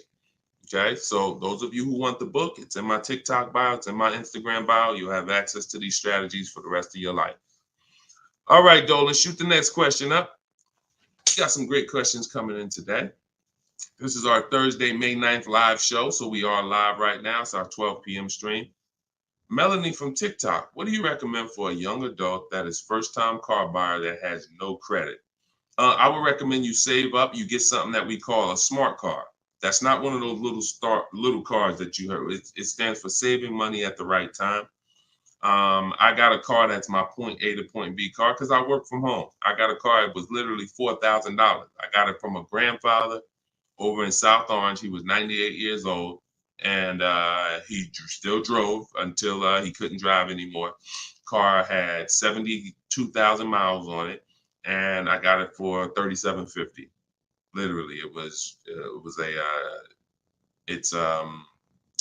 I got it a year ago, so that was it was an 08 Pontiac G6, 70,000 miles. And that's something that I drive from point A to point B whenever I want to do my run. Because again, I work from home. Most times we take the truck, but if my wife's out, I'll take the car. But I didn't need to spend $10,000, $15,000, $20,000 on a car that I'm driving twice a week.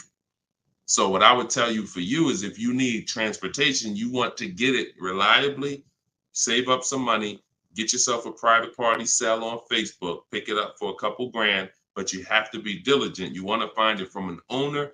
You want to find it from an owner who's not driving too much, who maybe they got a second or third car in the family, and that you don't want to deal with these dealers on Facebook Marketplace perpetrating as owners. The owners know the history of the car. They've had it for the last 8-10 years. You want somebody that can tell you, yeah, my little son, this is where Jeremy took the car one day. He was driving to the grocery store. He backed into a car over there right here. You want a person who knows that, not a dealer who just picked up the car and now they're trying to sell it to you for $2, $3, $4 grand. So that's what I would be doing. I would be getting me a very reliable, inexpensive car that I can actually get to work with, make more money. And then once I make money, I will be choosing whether I'm buying or leasing based on if I'm going to keep the car for 8 more years. Whenever you get into spending real money on cars, over 12, 15 grand, this is when you start wanting to ask yourself, am I going to keep this car 8 years or not? Because once you get these cars and build up your credit, Melanie, another thing you should be doing is getting a credit card, not using it, pay it off every month, spend $20 on it, pay it off so you can get your credit up to a 700 score. You could be at a 700 score lightning fast before the next 12 months. So now what you want is you want a car to drive, get you to where you're going, but then you want to be building your credit now. So now when you're like, okay, I got a job, I'm making money, I want to get me a different car. Am I going to buy it or lease it? And if you're not keeping it 8 years, you want to go for the lease so that you could drive a brand new car for pennies on the dollar, as long as you keep following what we're teaching and getting great lease deals. But if you're keeping the car for 8 or more years, then you would go and you would buy a car, not lease it. But in order to do that, you want to set yourself up and get yourself up to a 700 credit score. So you should follow somebody like Shonda Martin. She's on all the platforms. Shonda Martin, this young lady is a guru when it comes to credit. She does a lot of live streams, a lot of Q&As, just like me.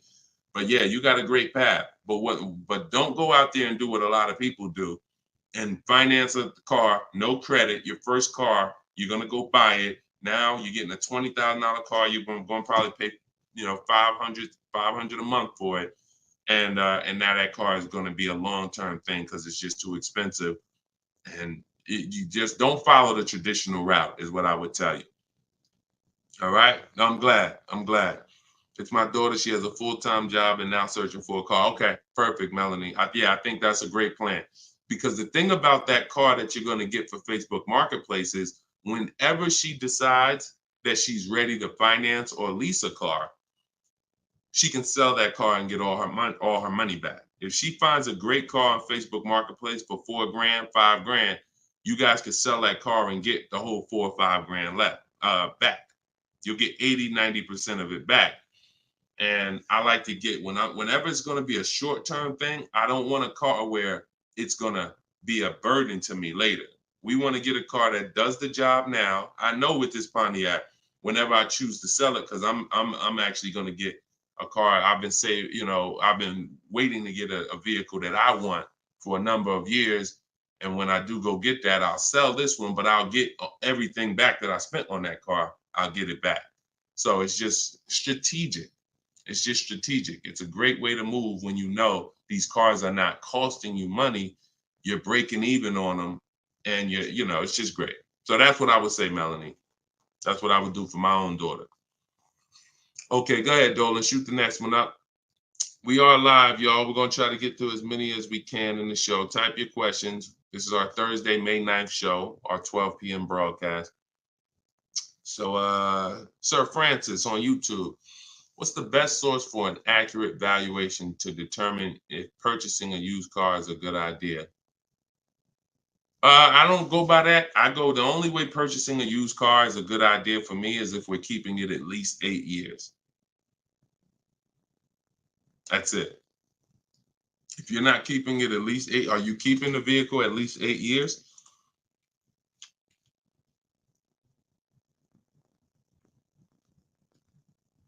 Let's see if we give him some time to answer. Are you keeping the vehicle for at least 8 years, Sir Francis? See, if we're not keeping the vehicle at least 8 years, there's no point in buying it, because the money that you would spend to lease, you can't put a price tag. You can't compare it. The reason I have to show y'all these lease deals is to see you cannot compare great lease deals to purchase deals. You can't. Look at this. Look at Jared. Jared followed the leasing like a boss system. The leasing process went quick and exactly like you said it would. Sent the emails. We had multiple offers to work with. Trusted the process. Used the scripts. Got the lowest offer from $565 a month down to $520 with a counter offer. Look. That's probably a $40,000 vehicle. I don't have it up in front of me because I cut the rest of his post off. But look, 1.28, $56,000 vehicle. Even if you were buying a used version of this. So let's just I want to show you this. Let's just say instead of leasing like Matt did here, he got a $56,000 vehicle for $719 a month. We already know with $1,000 every, with $100 a month on every $5,000, this $56,000 vehicle is about $1,100 a month. Every 5,000 bucks is a hundred bucks a month on a 5-year finance. So $56,000 vehicle, we're looking at literally $1,100 a month, $1,100 a month payment. Let's just say though he bought this car used.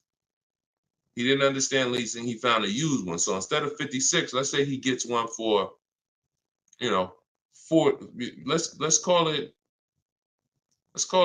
instead of 56, he gets 26 grand off. Let's say he gets it for, hold on, let me do percentages. I don't know why I can't do math right now in my head. Let's say he gets it for 38.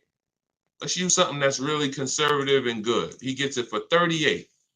So a $56,000 Hyundai Palisade, he finds an incredible deal on a pre-owned one. He gets it for 38. Once his taxes go in, he's at 40. What's his monthly payment, y'all? If every $5,000 is $100 a month, what's his monthly payment for 40? See, it's all about no money down. If you notice, every time we're comparing numbers, we're not putting any money into the deals. See, when you're not putting any money into the deals, you can easily compare the deals.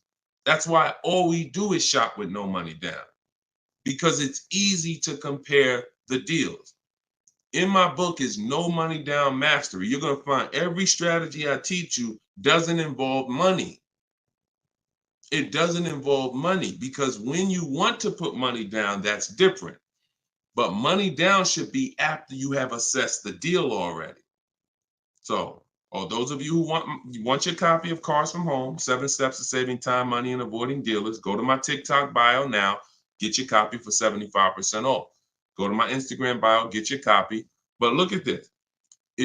I'm asking y'all, what's his payment? Let's see if we got anybody that chimed in. If he didn't get this brand new one, if he didn't get this brand new Hyundai truck, he got a used one. So instead of 56,000, he got his for 38. Great price. He found one for 38,000, low miles. Now taxes are in, and he's financing 40,000. What's his monthly payment?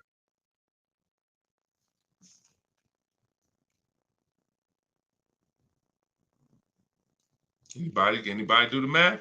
Every 5,000 bucks. Well, I'm gonna tell y'all now. Okay, y'all taking a little long. It's 800 a month. Thank you, Derek. Thank you, Derek, on Facebook. 800 a month. So let's look at that. Matt drove off $719 a month, no money out of pocket. Brand new 2024, never been driven, new car smell, fresh out the plastic, $719 a month. Same person who bought that car because they didn't understand leasing, they're paying $1,100 a month. Now there happens to be another one just like it, but it's a 4-year-old one, and it's $38,000, and someone else gets that, and they're paying $800 a month. Do you see how much money those who don't teach you about leasing have cost you? Do you see how much money listening to those who don't understand leasing has cost you? Big money. So I'm either driving a used car and I'm paying more than the guy who got the brand new one. Or I'm driving a brand new one just like him and I'm paying $400, $500, $600 more than what he's paying because I bought the car. Now, when do the people who buy win? When do they win? 8 years down the road. 8 years down the road. See, because when you buy your car and you pay it off, see, the person who leases is not worried about depreciation. That's the car going down in value like this. The person who leases is not worried about depreciation. They've already beat it because their lease payment is so low. Their lease payment is so low, they're paying less than what the car's normal depreciation would be. So they beat it with a great lease deal. Now, the people who own the car they're not going to beat it because they own it. So any depreciation is coming against their actual car. If they could have sold the car today for 30, next year it's only worth 25, they lost $5,000. If you were going to sell your car today for 20 and then a tree branch falls on it, is it worth 20 tomorrow? Even when you fix it, run it through your insurance. Hey, I'm coming to get my 20. No, a tree branch fell on the vehicle. It's worth probably 18 now. This is depreciation. So the only way you're going to avoid that is through long-term ownership, because eventually, like I talked about earlier in the stream, you get to the point where your car is only losing a little bit of value each year. Only to this year it's worth 10, next year it's worth 95. In another year it's worth 9,000. That doesn't happen until you have kept the car 9, 10, 11 years. So if you're not keeping your cars that long, you're losing thousands of dollars not leasing, as I just illustrated with those 3 examples. Okay? So this doesn't change. I don't care whether it's Lamborghinis. I don't care whether it's Rolls Royces. The principles do not change. Derek on Facebook. If a manufacturer is offering a very low IR through their direct financing for well-qualified buyers, is there something I should look for on my credit report to know whether I should apply and let them run my credit versus using the pre-qualified offer I have from my credit union? Yeah, most people are going to qualify for the special rates. If you have fair credit, good credit, most people are going to qualify for the special rates because it's not super tier. Super tier is like A1 or A9 in the business world. That's super tier. Most of them are tier 1. So a tier 1 approval is really going to be if you have, 680 credit score and above. If you've had a car loan in the past that you paid well, you should be able to qualify for those special interest rates. Those are not super hard to qualify for. And if it's something under 2.9, you're typically not going to see that coming from a credit union or a bank, not in this market.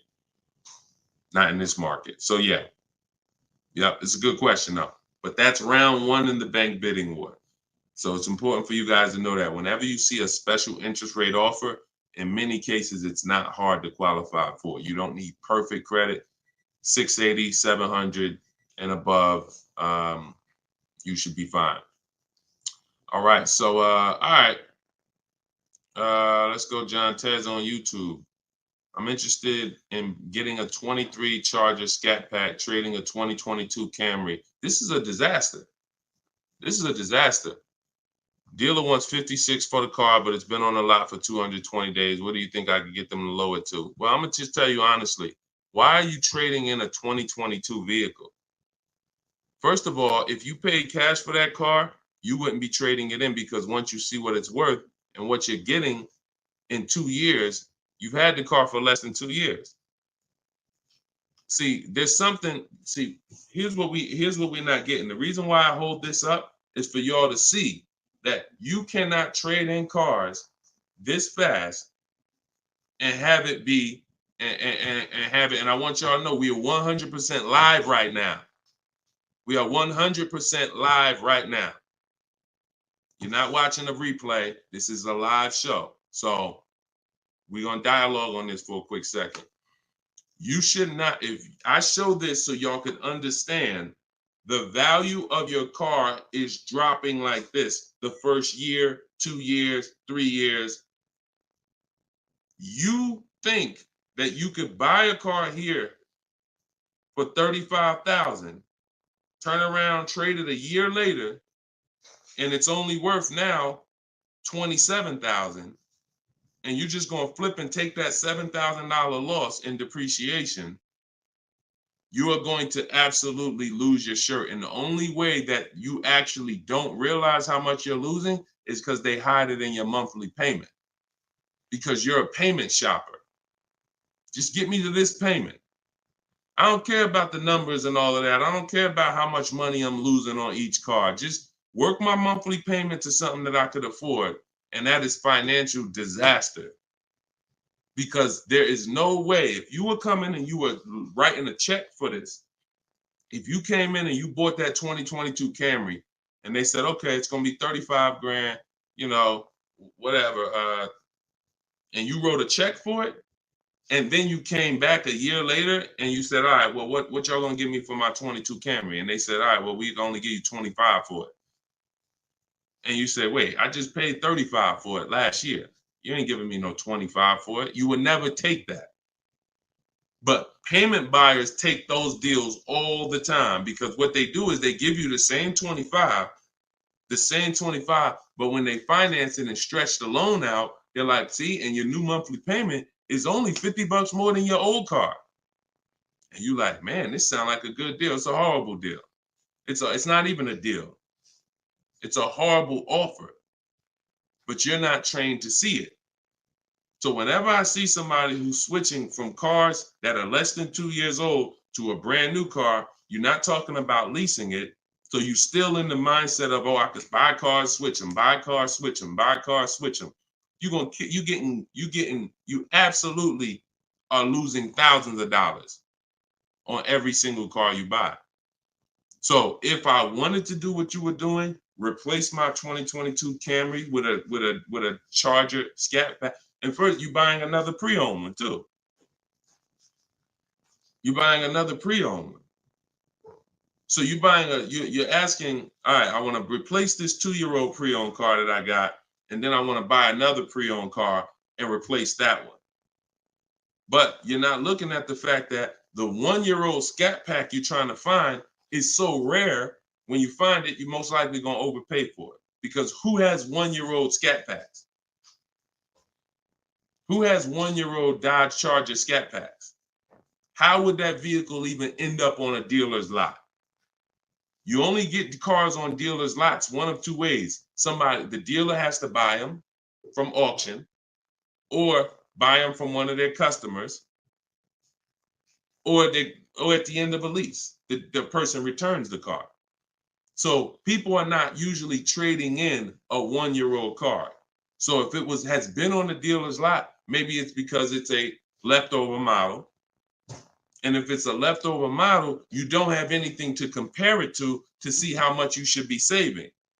So what I would be doing is, before I buy a 1-year-old Scat Pack, I would see what's the market on a brand new one. This is so important. This is so important, because this is financial intelligence. Look at this. If I would have walked in, this is Sean. Sean got an F-150 Lightning, $73,000 vehicle. He ended up saving $20,000 on the vehicle. Brand new one. Same thing with Kimberly. She got a Maserati. You can see here, what does it say? Total savings, $20,700. 2023 Maserati Greco. $86,000 vehicle. They took off $20,700. That's the new one. So what happens if she would have bought a used one, 1 year old, and she saved 20 grand? She might have thought that was a great deal. Man, I got a 1-year-old Maserati. They took off 20 grand for me. Not if she didn't know that on a brand new one, she could have got 20 grand off. So whenever you're buying a car that new, you need to know what the brand new market is to know, all right, if I can save 10 grand off a brand new one, then how much should I save off the 1-year-old? I should save a lot more than that. See, and you have a lot of things that you moving in a way that I would tell you need a system, because it's hard for me to explain to you everything you are doing and a way you're approaching this, how you're going to overpay by thousands and thousands of dollars. You haven't talked about leasing versus buying. You're not talking about shopping for cars in a way where you can actually see multiple offers. You're talking about buying a 1-year-old pre-owned car without looking at what the market is. How do I know a good deal on a 1-year-old one? There's not enough vehicles out there for you to know a good deal on a 1-year-old, which means the only way I'm going to know a good deal on a 1-year-old one is I need to know what a good deal is on a new one. And if a good deal on a new one saves me 15 grand, then that means on a 1-year-old one, I need to save like 20 to 25. There's not enough vehicles for you to do that. So you should really be looking at following a system, learning about leasing versus buying. Are you keeping the next car 8 years or not? If you're not keeping the next car 8 years, you shouldn't be buying, you should be leasing. Because I don't care what you get the price for on the Scat Pack, you are gonna overspend compared to someone who goes and leases their Scat Pack and gets a great deal on it. So we got to slow down and look. Most times we're approaching car buying like grocery shopping. We trying to get our car deal done the same time as a grocery shopping visit. 2 hours, 3 hours. We're at the grocery store more than we're planning our car purchase. And the only way you're going to save money is to take your car buying process seriously. If it's just like, nah, Deshone, it ain't that big of a deal, then go ahead and go give them 15, 20 grand. But I tell you what, somebody like me, somebody who's listening to me, who getting the same car that you're getting, and they say, man, so funny, Deshone, I'm in the same position as that person is in. I got a Camry too, and I want to replace it too with a Scat Pack. But I'm gonna use your strategies. I'm gonna assess my old car, get bids for it. I'm going to determine leasing versus buying, and then I'm gonna shop for my car. That person will save 5 to 10 grand more than you, minimum. Minimum. I put any amount of money on it. So slow down and answer this question first. How many years are you keeping the next car? If the answer is not 8, don't think about buying it. Don't think about buying it. My goal is to shop for my most aggressive lease on my next car. If I'm buying it and I'm keeping it over 8 years, then I'm buying it. I'm not buying a car that I'm not keeping more than 8 years. Not no Scat Pack, not no Dodge Challenger, not no Toyota Camry, nothing. If I'm not keeping it 8 years, I'm not buying the car. Lease deals are too great. It's pennies on the dollar when I learn to get them. So everything I'm teaching y'all is out of my new book, Cars from Home. It's a digital book. It's called 7 Steps to Saving Time, Money, and Avoiding Dealerships. You can get your copy for 75% off in my TikTok bio. The price of the book is $97. That is the price. But you can get it for $24 if you get to my TikTok bio before the 30-minute timer expires. If you get to my Instagram bio before the 30-minute timer expires. We have a link in the comment section on YouTube and Facebook. You can go to deshonsbook.com, or you can scan this QR code with your phone and you can get your copy for 75% off. So use it. Make sure you send me your success stories. Continue to send me your success stories so we can bring them onto the show. That is a step-by-step system. There's nothing left to chance. You cannot leave anything to chance when it comes to car buying. Everything that we teach is for a reason. So let's continue to move. You know we will be back soon for another stream. And catch us later. We're usually live 7 and 12 p.m. So if you're around at 7 p.m., just again, if you don't see the banner above us, that means we're actually live. So jump on and we'll get to it. Everybody else who got your book, enjoy. For those of you who want to attend my free masterclass, Everything You're Doing Wrong, Buying, Selling, and Leasing Cars, you can also go to the comments or to my TikTok and Instagram bio. But you're going to need about an hour. And that's a straight hour of me in my board. And we have a comment for you right here in the Facebook and in the YouTube section. That's me showing you scenarios, going over 23 mistakes that most of you are making that you need to stop making if you're truly going to get below market deals. Okay, so other than that, y'all, get the information. I don't care how you get it. Get in where you fit in. Use it. Keep unlearning. And let's keep saving this money. All right. God bless y'all. See y'all on